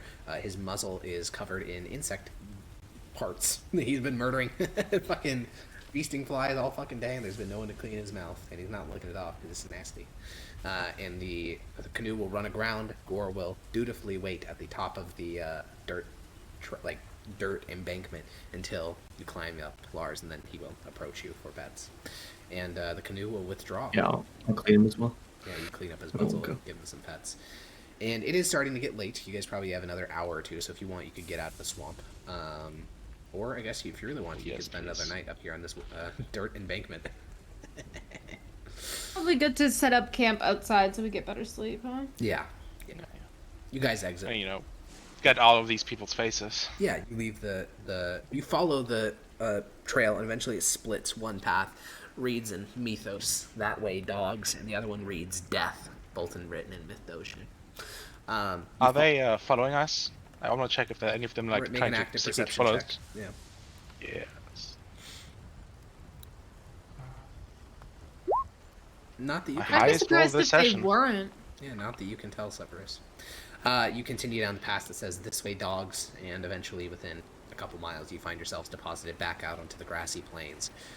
You set up camp along the edge of the Uruga River so that you can get some fresh water for drinking. You don't need to burn through any rations because you had quite a hearty feast. And as you guys are making camp, your fireplace crackles, the rain finally begins to abate, and you're actually able to get a real fire going. What are we planning to do in the future? Like, what's our next action plan? We were given a couple different leads: a tree, a laboratory, a hall. If you want to resupply, you could go back to Veruzia.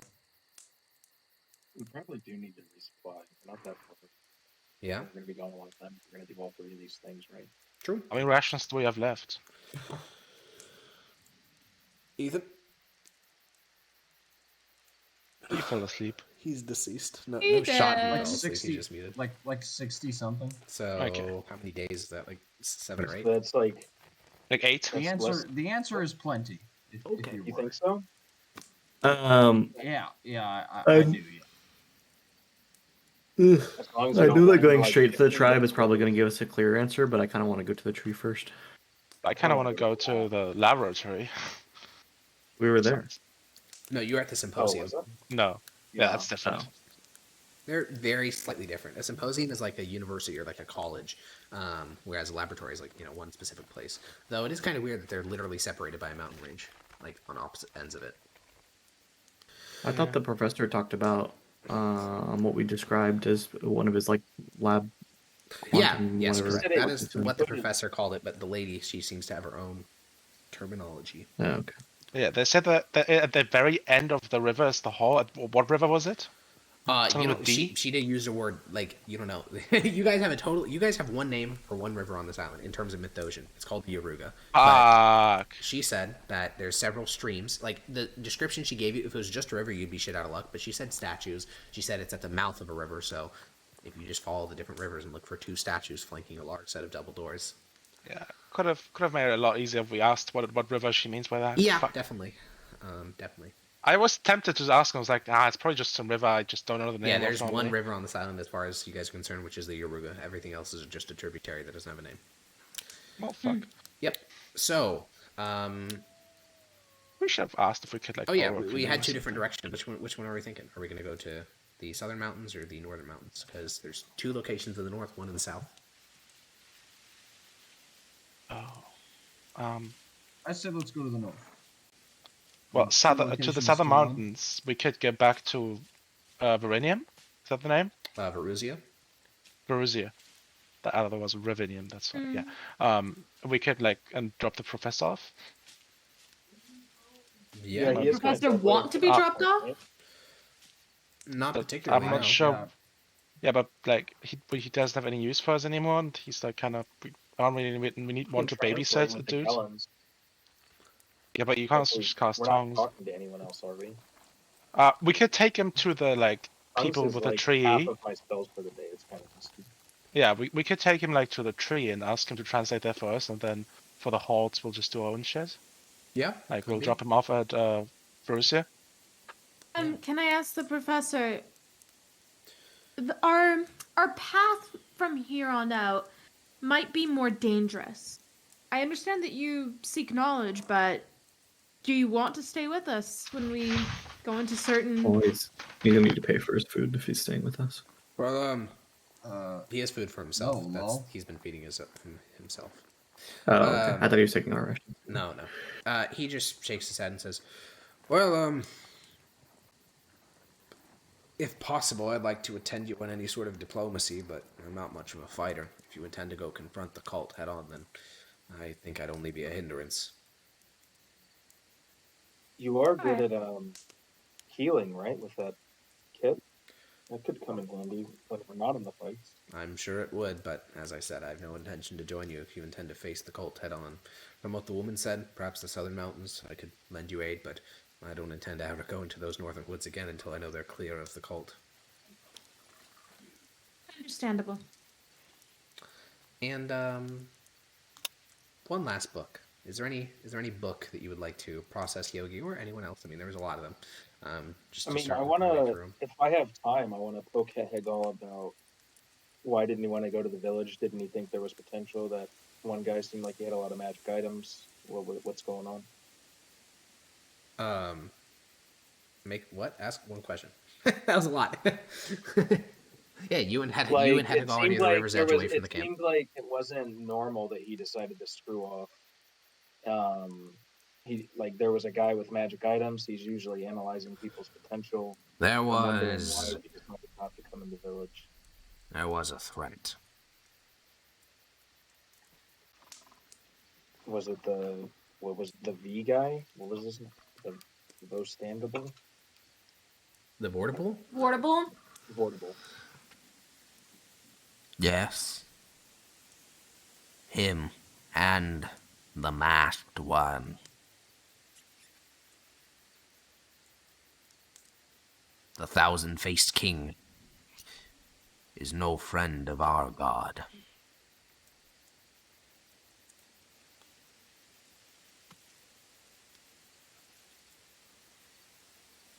Let's see.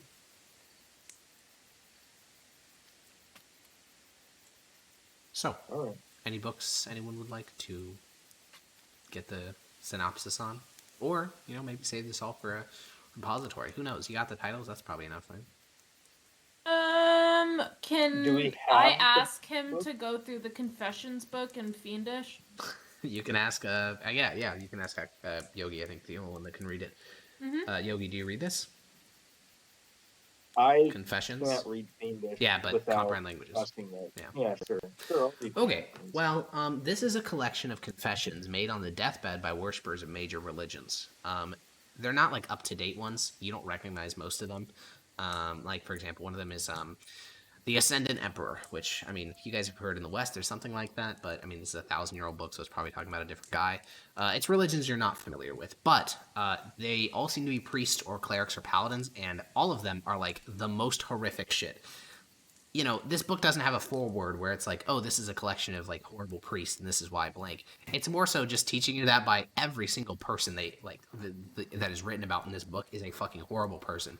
Like, the format of this book is, like, Priest Galthalex, Third Order, spent 42 years in the service of his god. On his deathbed, this is what he had to say. And then it's like, you know, every horrible deed he did over his entire life. And there is about 20 of these accounts that form the book. What are they priests and paladins of? Gods you have never heard of. They're, you know, 1,000 years old. I was going to ask about the Elithian. Is that... Yeah, I mean, what are those? Elithian is written in Gelen, so the professor can translate it for you. It is dated in the year 442 of the Gelen calendar. It's a narrative written from the perspective of a man named Aethwin, and he describes his journey to a total of 6 elven ruins. He doesn't really describe what's there. He more so describes how to get there. And it's sort of short and lackluster in detail, but Illithin is like the elven word for outpost. Does it seem like a work of fiction or like... It's not like crazy exaggerated. It's not like a common adventurer book. Like, it's not going to be like, oh, and then we fought the basilisk. He fought no things. He had to get around some traps. It seems to be very grounded. So if it is fiction, it's Professor, what year is 442 in the Gelen calendar, in the Imperial calendar? Oh man. You're testing my academic knowledge. I see that. I should have something. And he flips through his book, and he has these 2 like overlapping circles, which depicts the years and the Thosian dates and the formula for calculating. He sits there doing some math. 78. What's the current year? 2,000 years ago. 1,280. So it's about 1,150 years ago. Something like that. So a bit older than all the Raven King stuff, because the Raven King came into like popular consciousness, at least within Mythosian records, in about 120 when he fought the Prismatic Conqueror. So this is 60, 70 years before that. Have Gelen's always been contained on this island? Yep. So that means the Elven ruins are probably on this island. Sorry. There have been individual people that have explored the world. I mean, the Mkai person told you about, like, one of their kin had gone and served in the Imperial Navy, so. Okay. They once had great ocean-going ships. All right. Well, I think that's enough for this session. We're ending our time anyways. Next session, it sounds like we're headed to the Southern Mountains to look at some stuff there, stopping by Varuzdia to drop off our Klingeron, and then headed to the Northern Mountains to confront the cult in its face. Yeah, I mean, a couple more sessions left of that. You got to see a really weird culture that doesn't... There's not a lot of these that still exist in Valoris. Most tribes have been essentially subsumed into wider empires via conquest or integration. So, you know, you're some of the rare players that got to see something like that. I got to meet a manatee. You did, and Barry, how can I forget the biggest of the moments? Yes, you got to meet a manatee. And XP-wise, since you guys did a diplomatic encounter without killing anyone... You've dealt with that. Let me go check I have a thing somewhere. Let me pull up my Google Doc for how much XP I get for positive social interaction. Not a character goal. Not really a good idea. It's just not being... You know what? We'll give you some exploration XP. What level are you guys all? 7? 7. Yeah. Okay, then you get... Doing some math. 50 XP each. No. You each get 1,000 XP. Ooh. All right. Well, I will see you guys next Friday, and then we will go south, go west, go north. A lot of traveling, maybe some fighting, and a tree. That's all for this week, folks. I'll see you later. Bye-bye. See ya. Bye-bye.